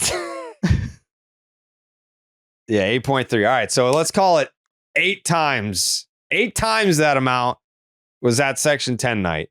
So if you want to be at the opening day live show, I would suggest getting there early. I mean, I feel like even if like the tickets are like $1, just so that we can count how many people are going to be there, so that I don't want to have people waking up at fucking 6 a.m. to like camp outside for this. And I don't want people coming in, like getting excited to go and then not be able to get in. So I feel like we almost should do like tickets, but like make it dirt cheap so that people, I don't care. I don't want your money. I don't give a fuck. No. I just don't want people. What I care about is people being upset about not being able to get in. One of my favorite things in Red Sox stuff, we obviously collect the vintage stuff, put it up on the walls. Jerry's got a great setup at his place. I love seeing what the ticket prices were for like the 1967 World Series and any of the throwback stuff. We should make like a vintage ticket and just make it like 99 cents to get into the Section 10 live show for opening day. How about 10 cents? That would look really cool. 10 cents. Yeah, 10 cents. We are charging 10 cents to get into the Section 10. Yeah, I genuinely, like, we've never charged money for our live shows. But now we have to now. We have to charge 10 cents. Just 10 understand we got to do it. And it's literally just to mark like the number of people, because it would break my fucking heart if people came, because people were coming from like fucking California and shit to come to Section 10 night. Like, it would break my heart if someone traveled a long distance to be there and then they were like turned away at the door. I don't want that to happen. Or so maybe have 10 cents. Yeah. Just make sure you have your dime. Bring a dime and you'll get in. If we've got to find a way to now sell tickets, like like the Red Sox obviously handled the tickets for Section 10 night. Like, how do we, Jake, book fucking book Barack Obama? I feel like he knows. I don't know. Classic ticket guy. Barack Obama. Yeah, like, he's I don't know. He's probably doing book tours at this point, charging money for speaking at colleges and whatnot. It's only 10 cents to get in. Okay. All right. We get a call next week with the guy. So we'll hammer out the details, and yeah. So I'm excited. Tyler, are you? I feel like you're not even like nervous. Oh, I'm a little nervous. I could feel the nerves. Why? You've already done the Section 10 night. It's you got dunked 50 times at Fenway. What are we talking about here? There was probably more people in the concourse watching you get dunked than there will be people allowed at this thing. But like, I don't feel like anyone was expecting anything out of me besides just fall in the water. The live show is a little bit of a different vibe. We're entertaining. We're putting on what the people love, and I want them to love it as much in person as they do when they're listening or watching. Live shows, I mean, they do present challenges. I know the first one we did back in 2018, I don't even think the speakers worked, so we were just kind of like yelling, but everyone still repeated the intro word for word, which was great. But yeah, I wouldn't worry about it too. I mean, it's never, to me, my favorite part about that is getting to just, chat with the listeners, as Gerrit's heard 1,000 times. But it's not, I wouldn't worry about like how the actual show goes. The vibes, gotta say though, Sox got I think 7 games before opening day at Fenway. Please be good. That's all. Like, just don't. I don't want them coming back to Fenway at 2-5. That kind of messes up a Friday home opener afternoon game. If they ever were, I don't know if it 5-2, I don't know if it does. I think if they're 2-5 or 1-6, that does not help our. It doesn't help. I don't think it hurts as much as you think it would. I just don't know if people want to go stoopy if they're 1-6. Like, I want them to go stoopy. Let them go stoopy if they're 0-7, dude. Like, it doesn't matter. That's fine. I don't think they're gonna be 0-7, but if that's the case, people are still gonna be like, you know what? This is how we change the vibes. Now it's gonna be a vibe changing event. If they're 5-2 coming off of a couple series wins, and then we're at this place to be named soon with tickets going for 10 cents, and it's a Friday afternoon, and the weather's good, and you get a dog, you get a drink, and you have a fun time at Fenway Park. I mean, there's nothing to be worried about.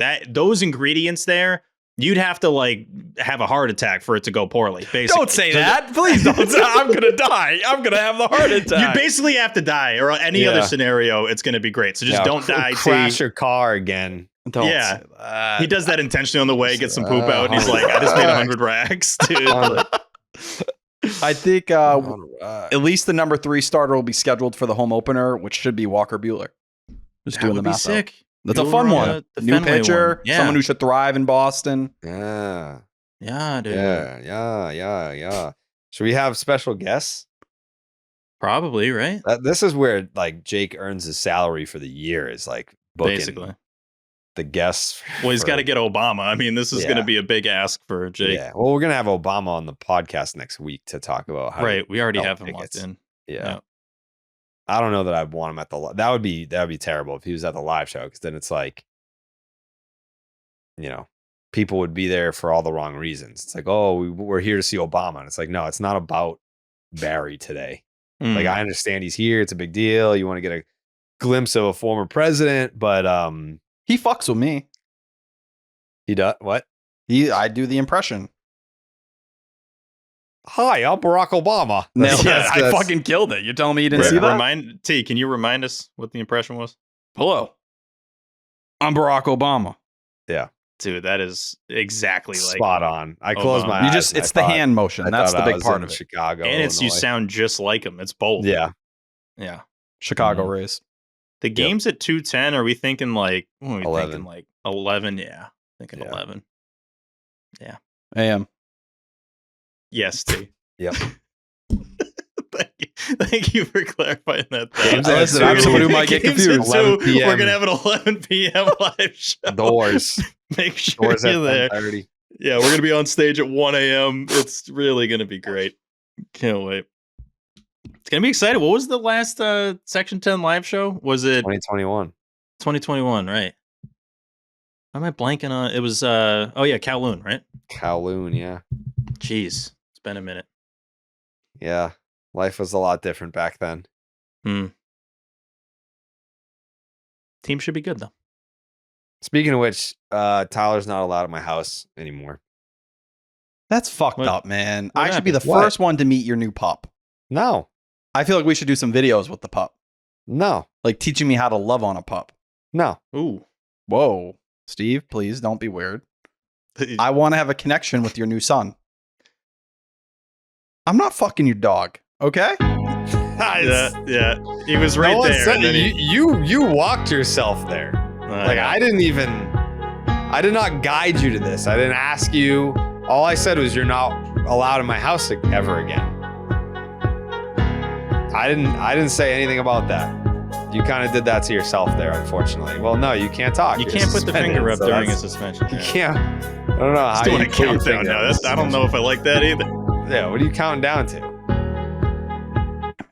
So, my big point was, with this dog, I feel like I should have control of the pup when we're streaming. Control? What do you mean control? He's rocking with me, he's sitting with me. No. He's like my sidekick. This is why I got you the llama. Come on, right. Man. You don't need a living thing. You can just have a stuffed thing. I don't want you to touch my dog. This feels like Of Mice and Men. Do you guys think I'm Lenny and I'm just going to kill the animal? Yes. Yeah, of course. No, I'm going to love on it. Of course, that's what we think. It's exactly what we think. Yeah, we think that heavy. What's the update on the dog? He will be here a week from tomorrow. How's he arriving? Via airplane. And then you just pick him up? No, he's jumping. So Clayton Parachute. Clayton is the gentleman who has the dog now, and he is a listener of both pods. So he already knows not to let you anywhere near the dog. Hit me up, Clayton. Yeah, so it's not even like like we found this puppy out west, and this unsuspecting chap is going to deliver him to Saugus, Mass. No. Clayton is coming out this way for the first time, never been to Boston, and he's with his wife, and he knows specifically to keep the dog away from you. I want our dogs to have play dates. I want them to be friends. Sam! That's Sam. not Samantha. Please call her by her real name. Thank you, Samantha. Samantha. Respect her. T would call his dog Samantha. Samantha! She's classy. Get over here. I named Come her on, after Sammy Samantha. from Jersey Shore. Huh? I named her after Sammy from Jersey Shore. You had the naming rights? Yes.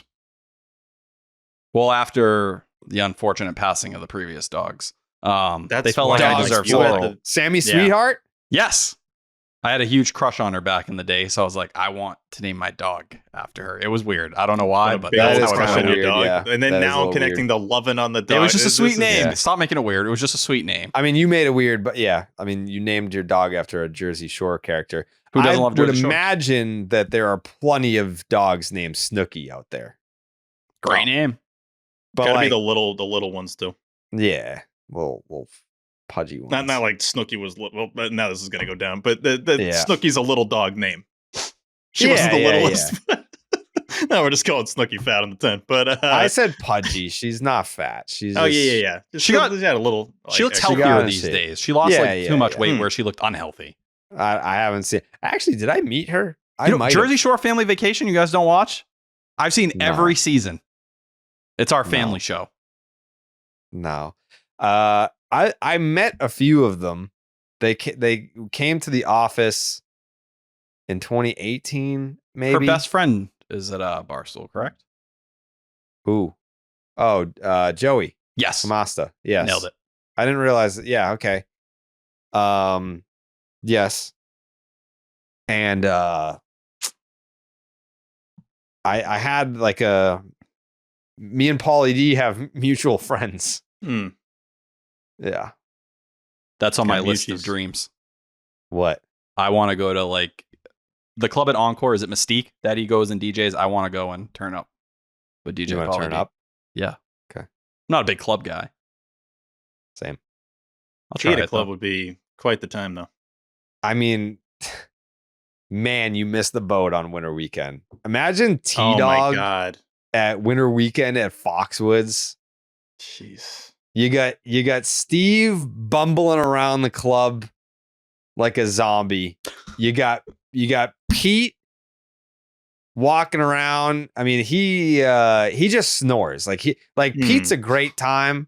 Like if we're out drinking, it's when he goes to sleep that he Yeah. becomes a problem. When Which Pete is not had, as a when he had some bevs at Winter Weekend, he's just like a fun Yeah, little he's guy. fun. Yeah, he's just having a blast. It's just Yeah. that it makes him snore louder than anyone's ever snored in the history of snores. Yes. So we learned from that because John Feidelberg also is a big time snore when drunk Mhm. guy. So we put them in the same room and then they had a snore off and it's like, I don't care. I'm not there. Not my problem. I do Yeah, hope they bring it T-Dog. back in some capacity. I would love to have Winter why Weekend don't we back. just have our own?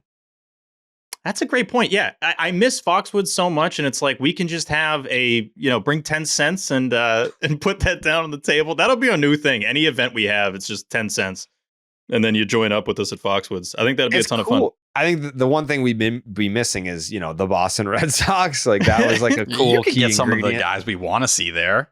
Maybe. Maybe, man. Maybe. Bregman, Maybe. Walker. I feel like if we just hung out with a bunch of Section 10 people at Foxwoods, that's a fun time. I don't know if That's that a fun needs time, to be the Red Sox with us. I had an awesome time, Steve, at all the winter weekends.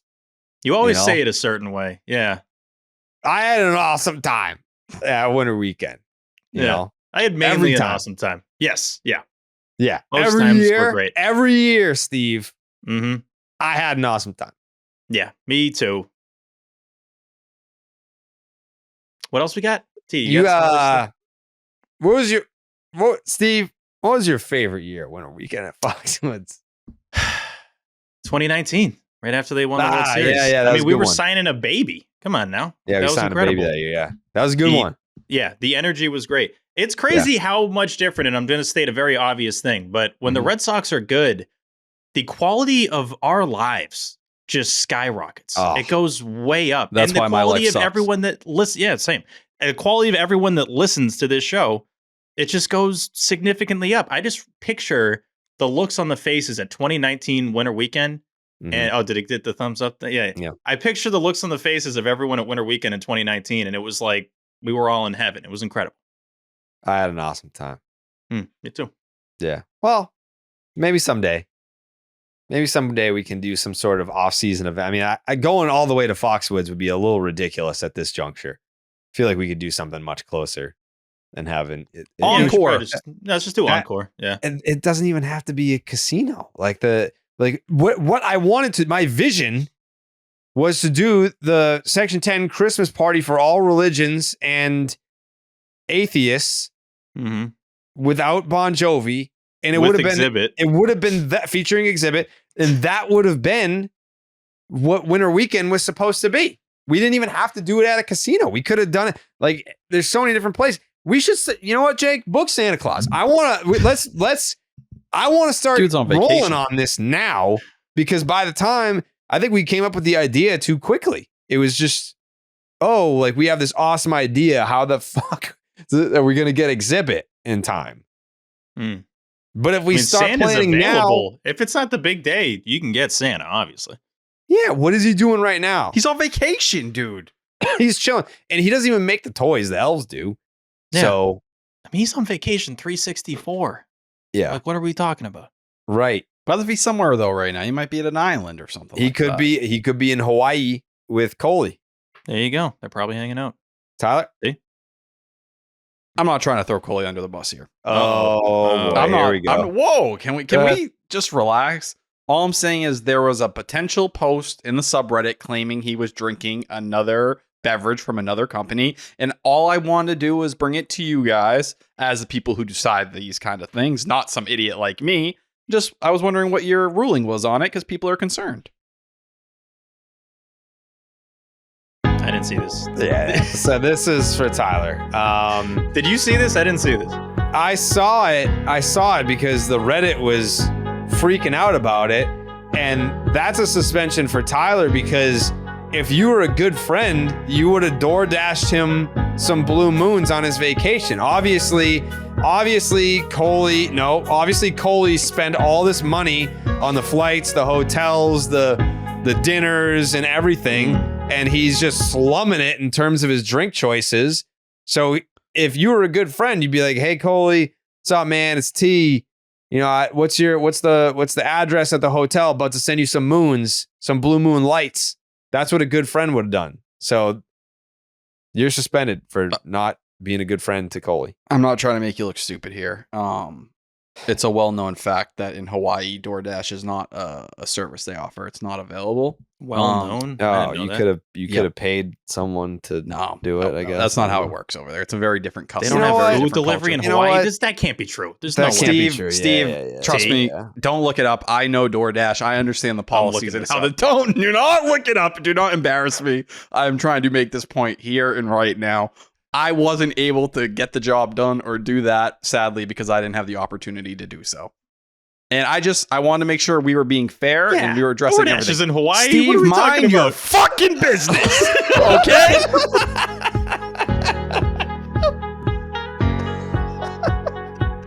I gotta say, I'm actually very happy right now, and it's not because you got Toss T and this is now 3 on the show. I haven't heard that from you in a while, and it just kind of woke me up again. Yeah. Early on in the show, T would do that like every episode, and I wanted to kill him. Yeah. And now it's been so long that I actually kind of missed. I kind of missed it a little bit. So Yeah, I'm happy about that. Oh, thank you, T. Yeah, that was good. That was a good moment. Thank you. Steve, mind your fucking business.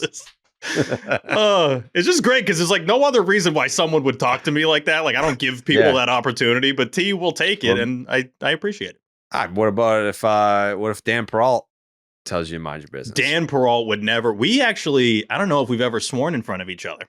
What? You guys weren't. Yeah. You didn't fight as siblings? No, me and my little brother fought. Me and Brian fought. What about? Are you saying that Dan Peralt doesn't swear?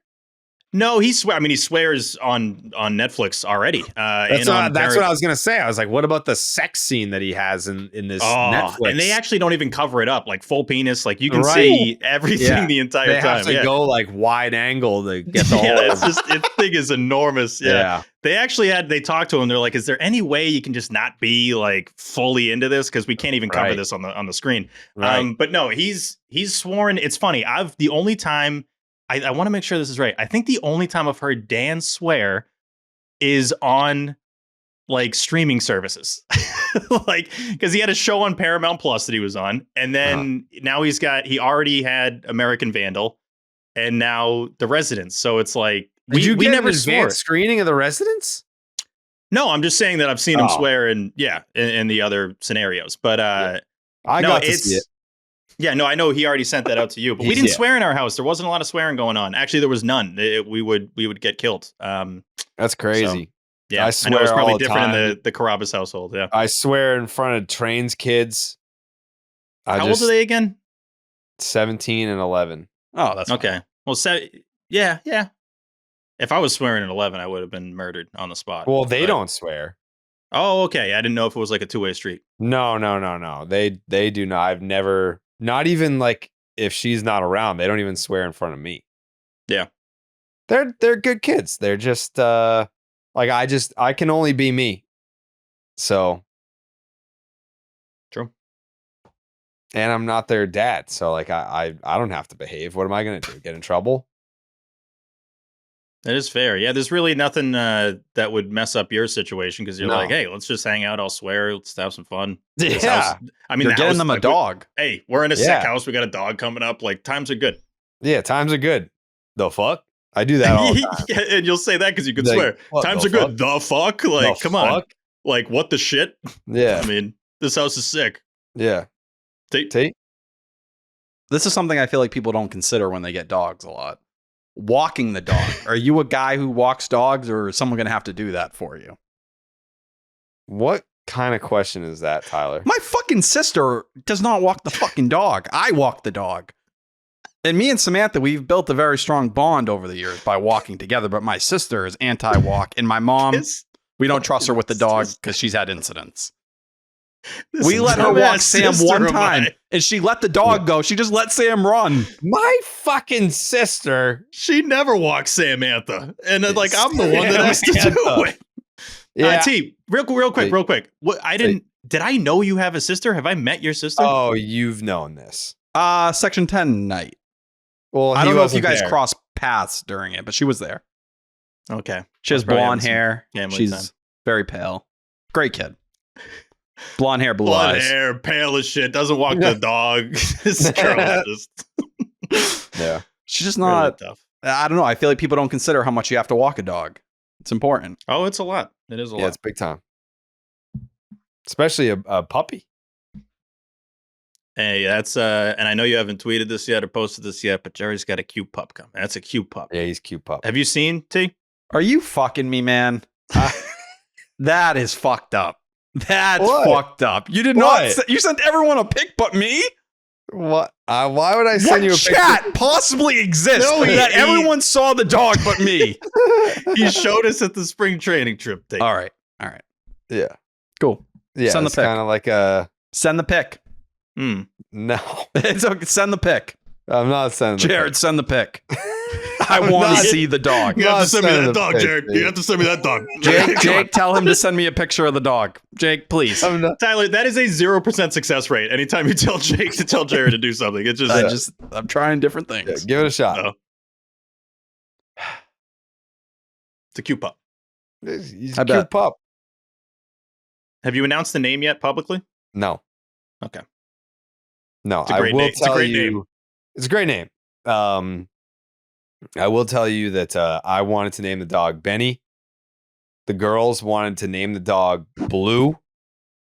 And I said, no. I was like, before you were born, there was a show called Blue's Clues. And I don't know that I want to spend the next 15 years of my life being like, no, it's not named after the show. I was like, I don't want that. Well, it would make sense if I had the dog named Blue. Because you're Steve. Yeah, there you go. Yeah. Yeah. But yeah, I did not want to name the dog Blue for that reason. They had obviously never even heard of Blue's Clues. And now there's Bluey. So I'm like, can't do that either. So I said, give me a list of approved names, come back to me, and I'll pick a name from the approved list as a compromise. And there was a name on there, and I was like, that's one. I know we do shout outs in this show a lot, normally led by our good friend T. Yeah. I want to give a shout out to Steve from Blue's Clues. Great follow on TikTok because he's still being himself. Like he's still Steve and he just lets you talk. And I'm not going to lie. Like anytime I scroll upon those, weird way to say that, I actually talk to him. He's like, all right, let me know what's going on. And I like talk to him and it's great. And I feel like it's a nice interaction and I'd recommend you guys do it too. They're the Jake, opposite. Steve from Blue's Clues. I feel like he would be someone that could get through to T. You know? Yes. Listen, he listens. I just want someone to kind of coddle me the way he does. Like he'll sit there and be like, it's going to be okay. I know being an adult is hard. The Ned's Declassified School Survival Guide podcast is the complete opposite of that. They do not offer you any comfort. You guys are too old for that show. Jake, you know that show? The podcast? Yeah, it was just the way you said podcast. Podcast, however you say it. Thank you. Sorry. It was just the way you said it that had me thrown off. No, they suck. They don't comfort you. They make you feel worse about your life or like nothing's going to get better. Yeah. I want to feel good. Don't I make you feel good, T? All the time. Yeah. I don't think, if we're talking about the impact the Red Sox have on individuals, I don't think there's any individual, I say this pretty confidently, in the entire world that it has a bigger impact on than T. I do believe that at this point. Now doing this year for a year plus, I think their success or failures have the biggest impact on you specifically. And that's not even a bad thing. It's just how much you've invested into this team. Do you disagree? I honestly believe this. I disagree.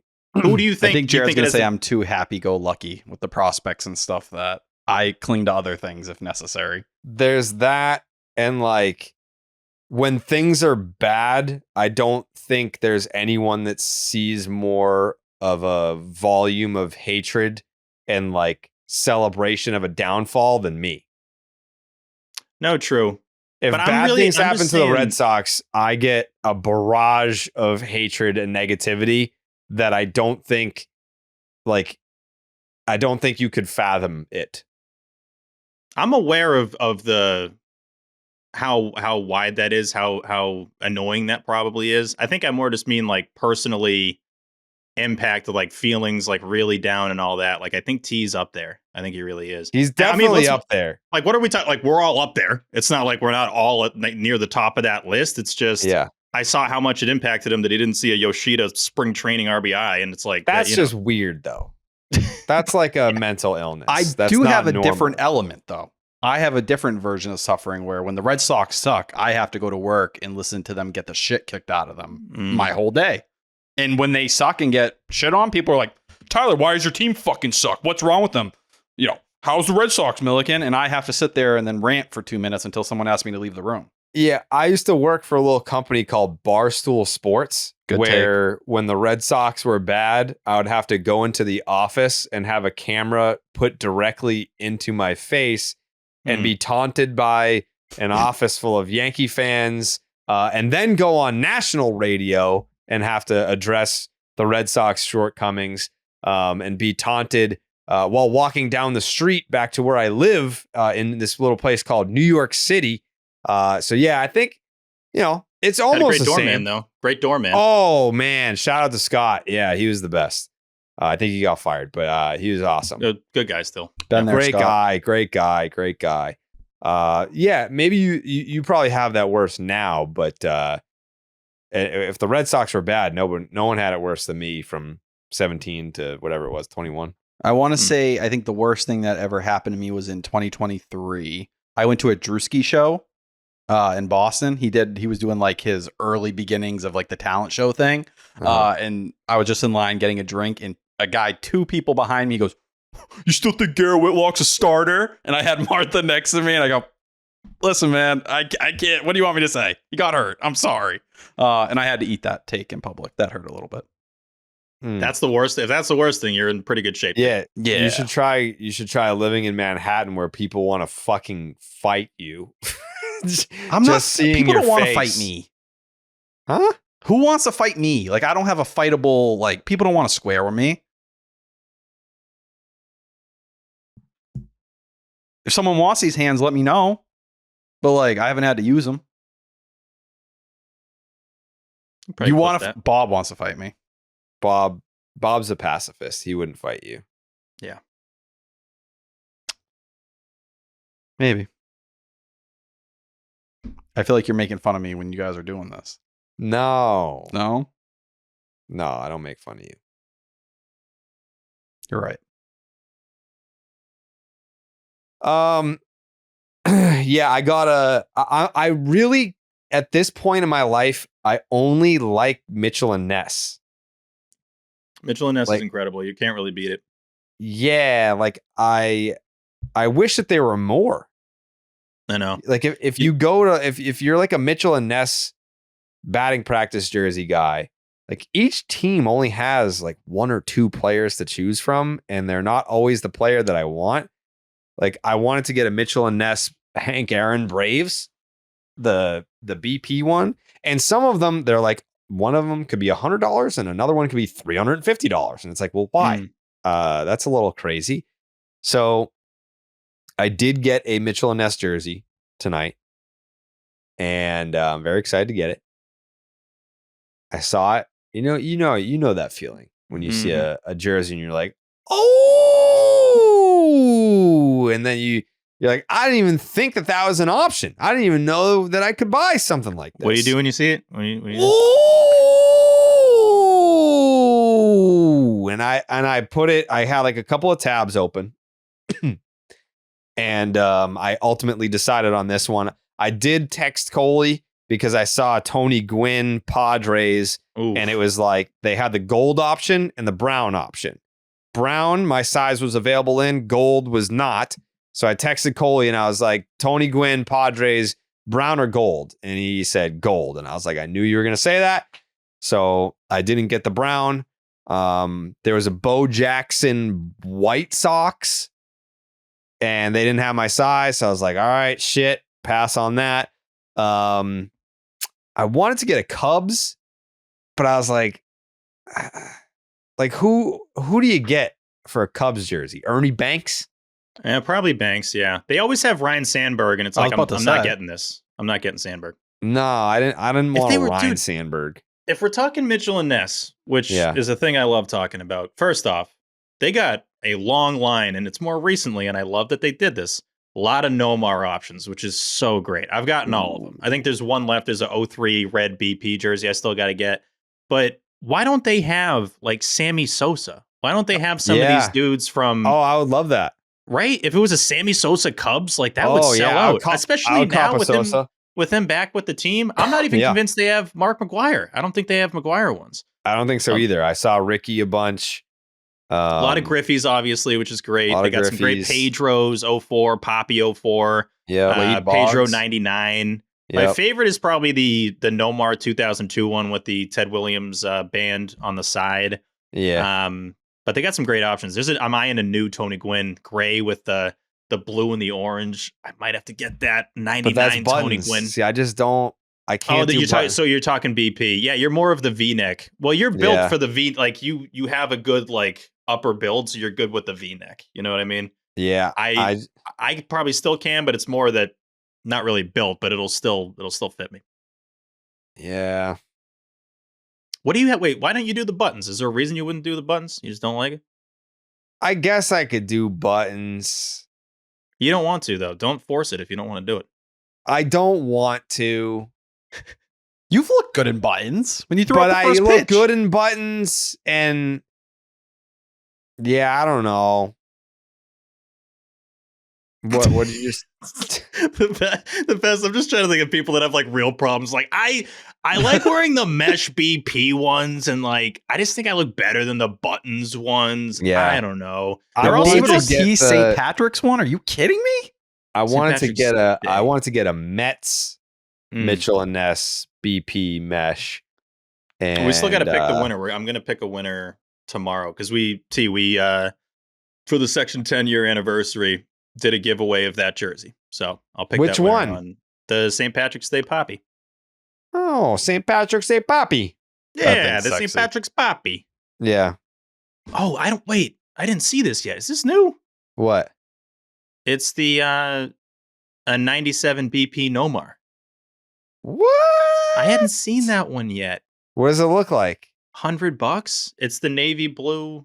It's like the jersey. Remember the jersey I always used to wear, the Ted Williams one, the navy blue one with the 9 on the back. The Text it to me. 97 one. Yeah, I'll send it to your phone. Send it to me. I want to see it. I'm going to send it to you via text message. Is that good? Yeah. All right. Yeah. I feel like Mitchell and Ness is just missing the boat on a potential sponsorship partnership with the 10. Oh my God. If we got the Ness. Ooh. Why don't we? Jake, book Mitchell. Book And Ness Ness. too while you're at it. Nah, Ness. Not Ness. Be careful. Well, maybe Let's not right sour now. You this got to let that. relationship. We got to let I'm that not blow over. souring it. This jacket? Jared, you don't own this jacket, correct? How the fuck am I supposed to know, T? Good point. It's a black, the blackout collection. T literally just said, "You don't own this jacket."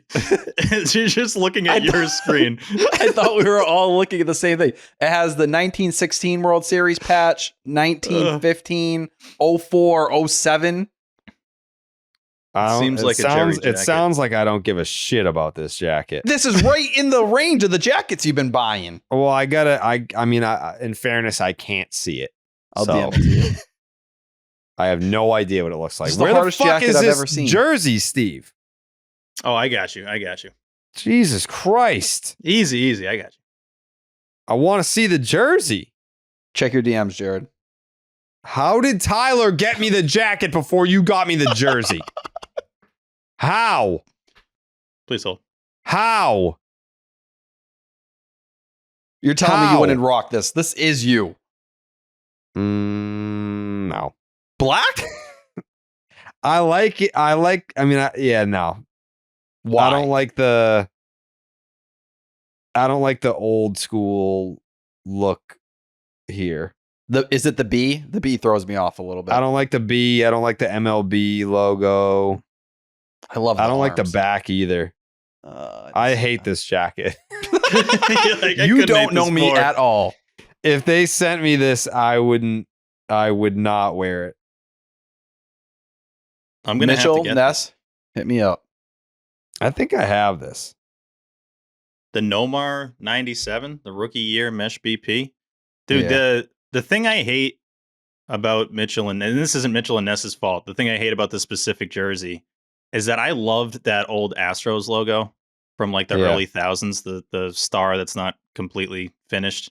Yeah. But I'm not gonna rock Astros stuff. Like I can't wear this. Why? I have a Astros Mitchell and Ness. Of who? Bagwell? Nolan Ryan.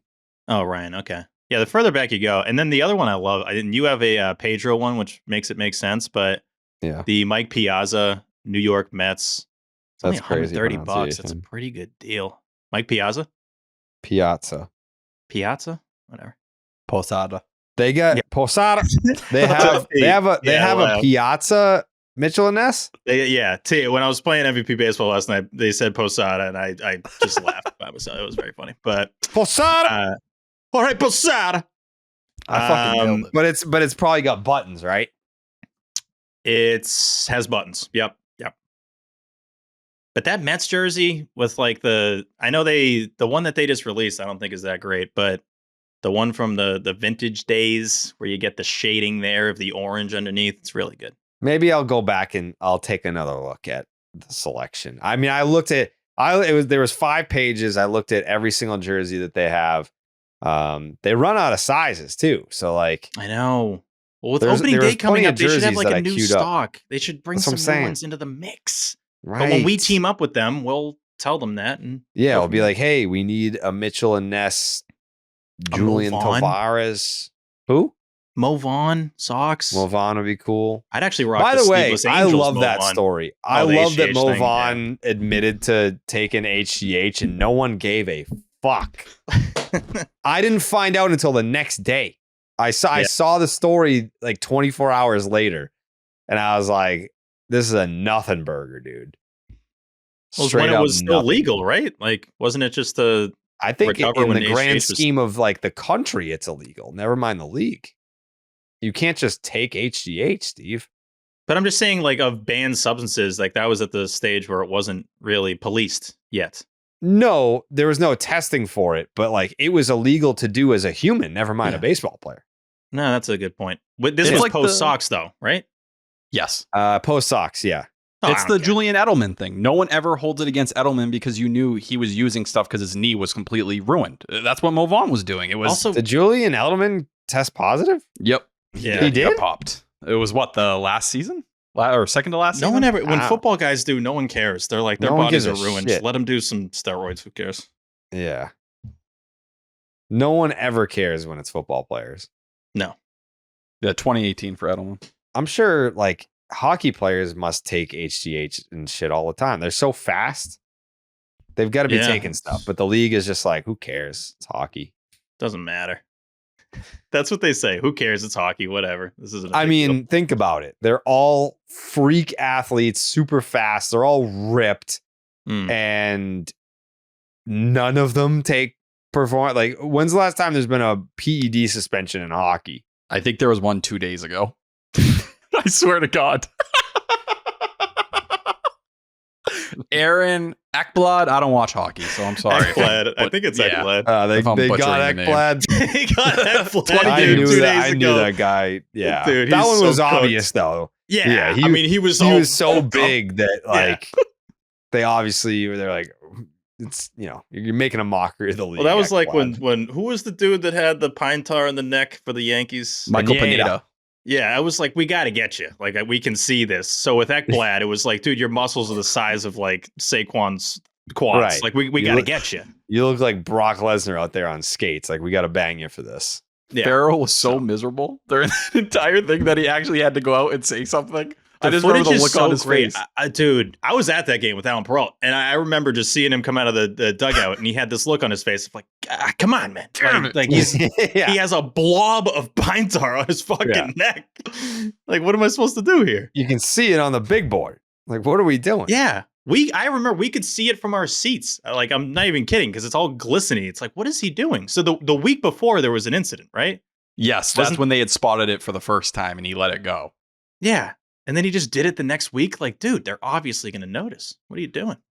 Yeah. I think he felt bad at the time because there was the clay stuff going on with the bullfrog, right? And like the touching of the arm. Right. And like that was the first kind of, people were looking at him and the hair grab at the time, always in the back.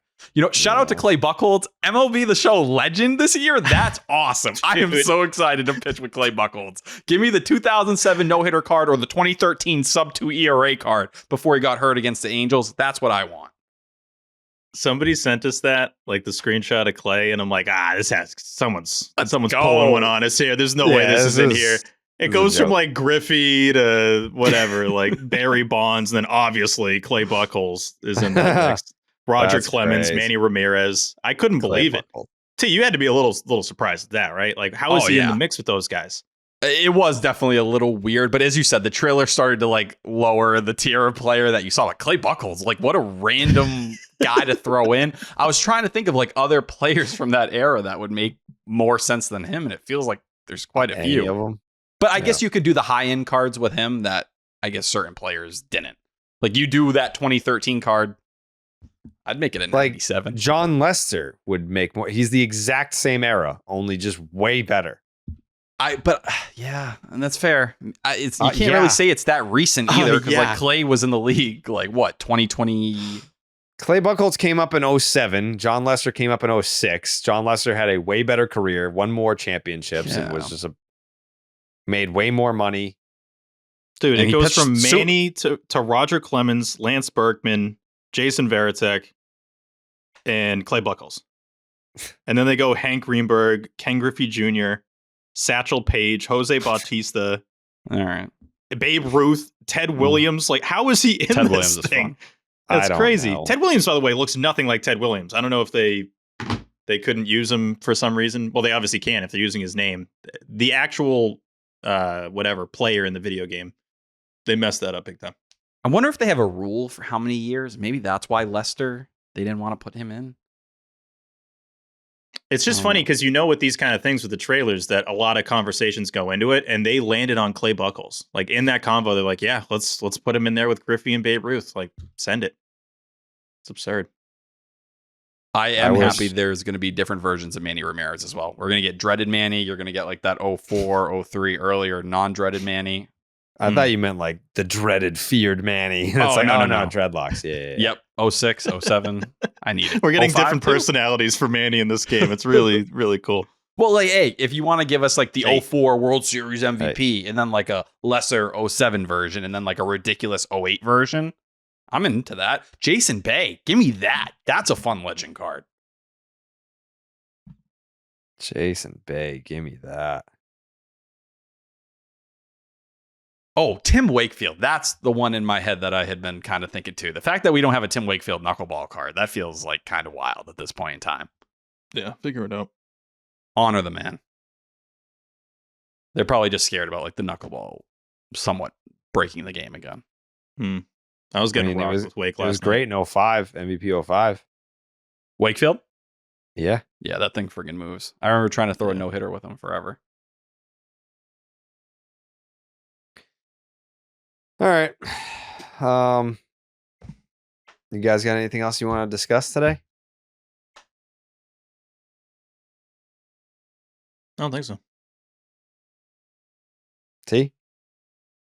Do we care to touch on the Jim Rice thing? I mean, you can. I just don't know that, like... Not much to add, right? Yeah. I think the whole idea, I saw a lot of people were like, fuck the Red Sox. And I think in that situation, it was handled very poorly. If a player seeks out Jim Rice to ask for advice, let him have the friggin' conversation. If the training staff feels some type of way about it, wait till he leaves the room and then tell him, hey, we do the core four thing here. We know our system has been working great. We're kind of at the state of the art for, baseball hitting development in the minors with Jason Okart, who came over from Driveline. He's the founder of that hitting program. Don't do it in front of him. It's crazy disrespectful to do it in front of him. I was just excited that one of the players was asking one of the Red Sox legends for advice. Like, I know Poppy had mentioned in years past that like no one asked him for any advice. And it's like, that's David Ortiz. If he's around, I'd be picking his brain all the time. So the fact that someone was asking Rice to give a little hitting advice, it's like, yeah, dude's an MVP. Why not? I think it doesn't take Jim Rice much. It's not going to give him or take much rather for him to maybe bite back a little bit. So you got to know the clientele a little bit better. I mean, this dude's he's a Hall of Famer. Like if he's giving someone advice on hitting, like, are you really going to chirp him about what we do around here with the Red Sox? Like, just let that happen and then just move on with your day. Kind of surprised. I was stunned when I saw the story, woke up to that on 108 stitches. And I was stunned to even see that. That's what it's called, right? The blog? Isn't that the 108 stitches? Am I making that up? Isn't that the Globe blog? Wait, T, you don't read that? 108, I don't even know what that is. That's the amount of stitches on a baseball. I'm pretty sure that's the blog that Spears started with the Globe, and then there's just other Globe writers. No, I'm totally ignorant on this. I have no idea. Wait, how the hell? 108 stitches. And it's just like a Red Sox blog? It's basically the Globe's Red Sox content, and it's like each morning it's basically just like a blog post I get via email. It's awesome. Oh. I'm subscribed to the Globe. I feel like an idiot. Yeah, every day it's 108 stitches. Is it like the Red Sox notebook? Is that like what it is? It's probably, yeah, it might just be repurposed as that, but it's 108 stitches from the Globe staff. So that's how I found out about it. T, I'm stunned that you don't know this. I just signed up. You're going to love it. You know what I remembered the other day? You guys remember Hardball Talk? Oh my God, that was my favorite blog. Me too. I legit had this entire conversation. When I was in high school, like my required reading for baseball was to go through every story every day and try to use that to keep my brain up to speed. Craig Calcaterra. He I don't think he liked me because he hated Barstool, but that was my favorite. Like, he was my favorite baseball guy. When I started reading it, whatever it was, like 2009, I want to say, I read it until they closed up shop. But like, as Twitter became more of a thing, then it's like, you know, the guy behind the blog was like, I fucking hate Barstool Sports. So I used to like reach out to him and like we would email. But I think once my career went the path that it went, I don't think that he would have appreciated that I was such a fan of his. He would have been like, good, fuck you. I hate that I influenced your career in any way. So that kind of sucked. But anyways. Yeah. I miss having Spear on the timeline. It's nice to have him in there. There's a couple of those beat reporters now on Blue Sky. Who else is over there? McCaffrey, the man who we shall not mention. Figured he was over like there. They full on left Twitter, or they're just on Blue Sky? I think McCaffrey's doing both Spear and the other Globe writer or not. G-Bob went straight up left Twitter. G-Bob left Twitter. Is that surprising? That's like the least surprising thing ever. I mean, it's not, I don't know. I feel like it's just, he's become so irrelevant that like no one even tweeted me being like, oh, he left. He broke news today that was like pretty significant and no one gave a damn. No one even cared to like talk about it, really. Like I guess his job must be ironclad safe because no one likes the guy. He's a fucking asshole. And if you abandon your social media following when your job is to reach people for like Globe subscriptions and whatever clicks on your stories, and you abandon that following, I don't know. I wouldn't be happy if I was his employer. I'm pretty sure I would be left. happy. I mean, I don't know. Whatever. It felt like he left because everyone did not like him on the app. Like, you looked at his mentions and they were what happened? Yeah, exactly. Why don't they like him? That's with the wrong group. I do got to figure that there was probably some long tweet too. Like, I've had enough. I have to move. Like, he's left me no choice. And everyone's like, all right, man, like, have fun over there. All right. See ya. Cool. Later, enjoy Later, it. Bye. All right. No one cares. See ya. Bye. He posted like 30 Spear. times today on here. I miss Stat Masterson. It was good having him on Twitter, but T is keeping him on Twitter. Shout out to T. We're fighting the good fight. Yeah, he had that Cutter Crawford was trending in the right direction with his knee, and that essentially he needed a spring training, but he'll be back in the first half. Which feels kind of like a miracle because I basically had assumed he was undergoing surgery and out for the year. All right, cool. Later, bye. All right, we'll see you. We'll see you. Thanks for keeping up. Enjoy it over there. We're not following. All right. Yeah. Well, yeah, that's exciting.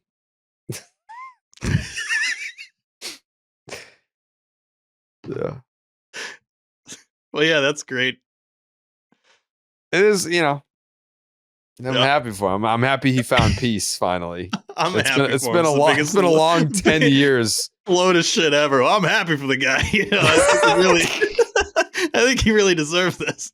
Yeah, it's been a long 10 years of hell on that app, all of which he brought upon himself. So I do not give a shit about him getting bullied on the internet. I would discourage anyone from bullying anybody on the internet. But if there's one person that deserves it, it's that fucking loser. That fat fucking curmudgeon piece of shit. Closing thoughts? T? I don't think I have anything. Oh, actually, really good piece in The Athletic from Jen McCaffrey. Just kind of D'Angelo Ortiz's journey. And I thought his perspective on his career was just really refreshing. It was like the complete opposite of nepotism or anything like that. Like someone who understands like he's going to do it his way. He's not looking for any special favors. But inside that story was Marcelo Meyer sitting down with him during the offseason and them having like this long conversation about just going through the minors and hitting and all these different things. And I think one of the cooler things about Marcelo Meyer this spring has been just the energy he carries. It feels like everyone kind of gravitates towards him. And, you know, he speaks English and Spanish, so he can bring different parts of the dugout all together as well. And it just felt like this was an example of, you know, him kind of playing a similar role as Bregman has done for the big three to guys even younger than him. I think that's the culture you hope to build in an organization. And if he's going to be here for a long time, I hope there's more of that, because Bregman coming in and doing what he did where he got them, you know, the big three all a suit, and seeing kind of the reaction to that and how much it meant to them, it's clear the Red Sox have been lacking that kind of personality. And I hope Marcelo Meyer can take that baton from Bregman and, you know, be that guy maybe 5-10 years down the line or whatever. No, you had it right. I just glitched. Gerrit? I'm on oh, never mind. What's up? Never mind. You trying to see G-Bob? No. I thought I was on the Negro League baseball store. And I was like, why the fuck is Mike Schmidt's jersey in here? and what if he had two black parents and like he was just in the Negro Leagues or something? He had like a skin disease. What's that called? Vitiligo, right? You have no skin pigmentation. Yep. Yeah. That's what Michael Jackson had. No, I'm in the National Baseball Hall of Fame jersey store. There's got to be, because where I got my Grays jacket, they've got to have an online store somewhere. That's something I'm kind of most excited about this year. I'm trying to get even more hats, merch, and everything, especially if we go to maybe a couple ballparks that we haven't been to before. That would be nice. So. Yeah. I'm telling you, Jerry, this is a compliment for you. Tell me. I think when you're on the network, the jackets play so well. Like they pop. You should maybe just make that your thing. I mean, obviously in the summer that would be stupid, but for now I'm in my house. I'm not outside. Yeah, just like make it as cold as possible, and it'll be mid-July, and you're just wearing like a puffy jacket. Like, why not? I think it definitely it plays. I mean, I'm kind of making the jacket my thing, but sometimes I wear a wrestling jacket. I need more baseball jackets, I guess. I'm excited. I have yet to wear the jacket that our guy Ben made for us, because I got it from him when it was starting to get warm out last year. And then when it was cold, I wasn't going to Fenway because the team sucked jacket? By then. The Section 10 jacket. Oh, Genius I've worn jackets. that. I've worn that. You ever seen the Vandy baseball jackets, Jared? No. I feel like that's something that would fit you much better. A Vandy jacket? Mm-hmm. It's like the old school, like Letterman style. I do be liking Vandy. It's clean as fuck. I think I understand your style now after the mishap earlier. I mean, I just like jackets. I can be your jacket guy. We could be jacket bros. You jack me, I jack you. I'm sorry. Hey. Jackets. I'm sorry. Jacket bros.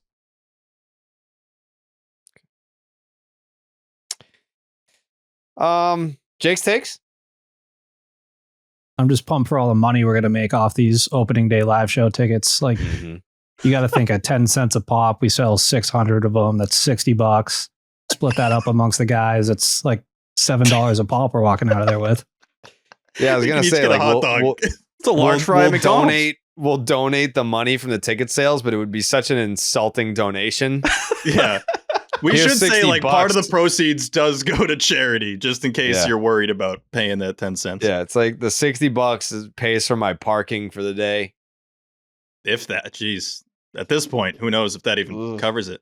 Yeah, sheesh. Sheesh, telling you. Whew. Yeah. Steve? Or can you call me for closing thoughts? Oh, I thought you already did. Did I? I don't think I did anything yet. I don't know. Steve, final thoughts? Oh, thanks. Yeah, I had a couple real quick. I think we can tease this now because we've been working on this for a week or so with our guy with Genius Jackets. He's going to make some custom Section 10 jackets. Those are coming out. It's going to be very limited edition. Yeah, I saw you guys texting today. I can't in a group text. You got to talk to me one-on-one. Hey. And I was in the group text with you guys. I was like, I'm not reading it. 100%. See, I've known you long enough. I've been in enough threads with you that I know when you're not reading. And I was well aware. Me and him are going back and forth, figuring out the details. Gerrit is texting 0 texts. But I knew that was the case. You've been busy. You've been doing some other stuff. Well, this week. I think I don't know what I was doing. Maybe I was doing MLB Network this morning, and I saw like 8 text messages between you guys. I'm like, I'm already way too overwhelmed and too far behind the conversation, so I'm out for the rest of the day. I knew this though. I knew by the time I sent when I was on like text 3 or 4 for me, I'm like, well, there's no way he's replying at this point. So I knew we had passed that point. But I got to do one-on-one. I got you. I got you. But no, these jackets are incredible. And I think there's a chance that there's going to be 5 or 6, maybe 10 total. We don't know what the number is going to be yet. We'll see. You guys got to let us know because these are definitely not cheaper jackets. They're a little bit pricey, but it's one of the best jackets I've ever had. And he's going to make some very rare items for Section 10 listeners if you guys want to purchase those. And a portion of the proceeds will go to charity as well, just like our 10-cent tickets. Also, a couple other things real quick. Saw some I didn't see because I'm not on the Section 10 Reddit too much, but heard that on the Section 10 Reddit, there was a thread about the Trevor Story Toy Story post that we put up there. And that was crazy. I forgot about that. It's not AI. That was not an AI. Corey is the man. He is incredible at what he does. Corey made that graphic. And this is what sucks with like AI and Grok and everything now, where it's like, I feel for Corey and other people that we've worked with that are extremely talented that now will have people, oh man, this AI bullshit. It's like, guys, that's not this. I would hope you can be able to tell the difference between that and just typing in on Grok like Trevor Story as Woody from Toy Story. Like there's a massive difference. So shout out to Corey for putting that one together. Saw Alex Bregman commented on it on Instagram. That was really cool. And lastly, if you haven't by now, subscribe on YouTube to Slab Lab. Dallas Braden has been absolutely crushing it with Slab Lab. The guests that have already been on, Tarek Skubal, Mason Miller, Shane Bieber. Some big ones coming up. I've learned a lot just watching these episodes. It's not just your typical. It's rare in the baseball space right now where I feel like there's stuff that we don't know or haven't learned, or it's not just regurgitated takes that everyone else is saying. The stuff that these pitchers are giving to Dallas and the way that Dallas is interacting with them is so rare. It's unlike anything else in the baseball space right now. If you're not checking it out and you're a baseball fan, you're missing out. So definitely subscribe. Yeah, it's all good shit, brother. Yeah, it's all good shit. How about that Tatas hat, by the way? You getting that? I didn't see what the big deal was. Everyone was like, "Oh, it's boobs." Like, no, it's dude. They're selling like for $1,000 right now. I know. Yeah, that's stupid. Like, they actually are selling for $1,000 on eBay, and people are bidding. It's just like that's what they're putting it out there as. People are bidding $1,000. Who's gonna buy that? Well, people they're bidding on it. Like people are going to buy it. Who's going to buy that? People are buying it. Who's going to buy that? It's a funny hat, man, because it's boobs, you know? Oh, but it's tatas, not tatas. Who's going to buy that? Isn't it tatas? Send me one. It is tatas. Someone. The hat is tatas. The word's tatas. Huh? In Spanish, the word. Yeah, I typed it in and I'm seeing it is exactly tits in Spanish. Damn. Not a good look for you, J-Dog. I don't know if it's too bad a look. It's just I think that's a really cool hat to have. I would never wear that hat. We didn't say it in his natural language. I think we didn't say it correctly with the accent. Yeah, tetas. Tetas. And this is not Spanish, but poops. Yeah. What's funny, T? I hit the Google Translate sound on tits, and it just comes out very beautifully. Okay. Oh, tetas. Tetas. Yeah, that is funnier than it should be. That was good. Needed that. All right. We'll be back on Friday with our interview with Liam Hendriks. Very excited about that. Hope you guys enjoy it as much as we did conducting it. And wow, 2 weeks away from opening day. Very excited for that. Coley will be back a week from today, Wednesday. That's also, never mind. Coley will be back a week from today. Very excited about that. And all right, we'll see you then. Buenas noches, amigos.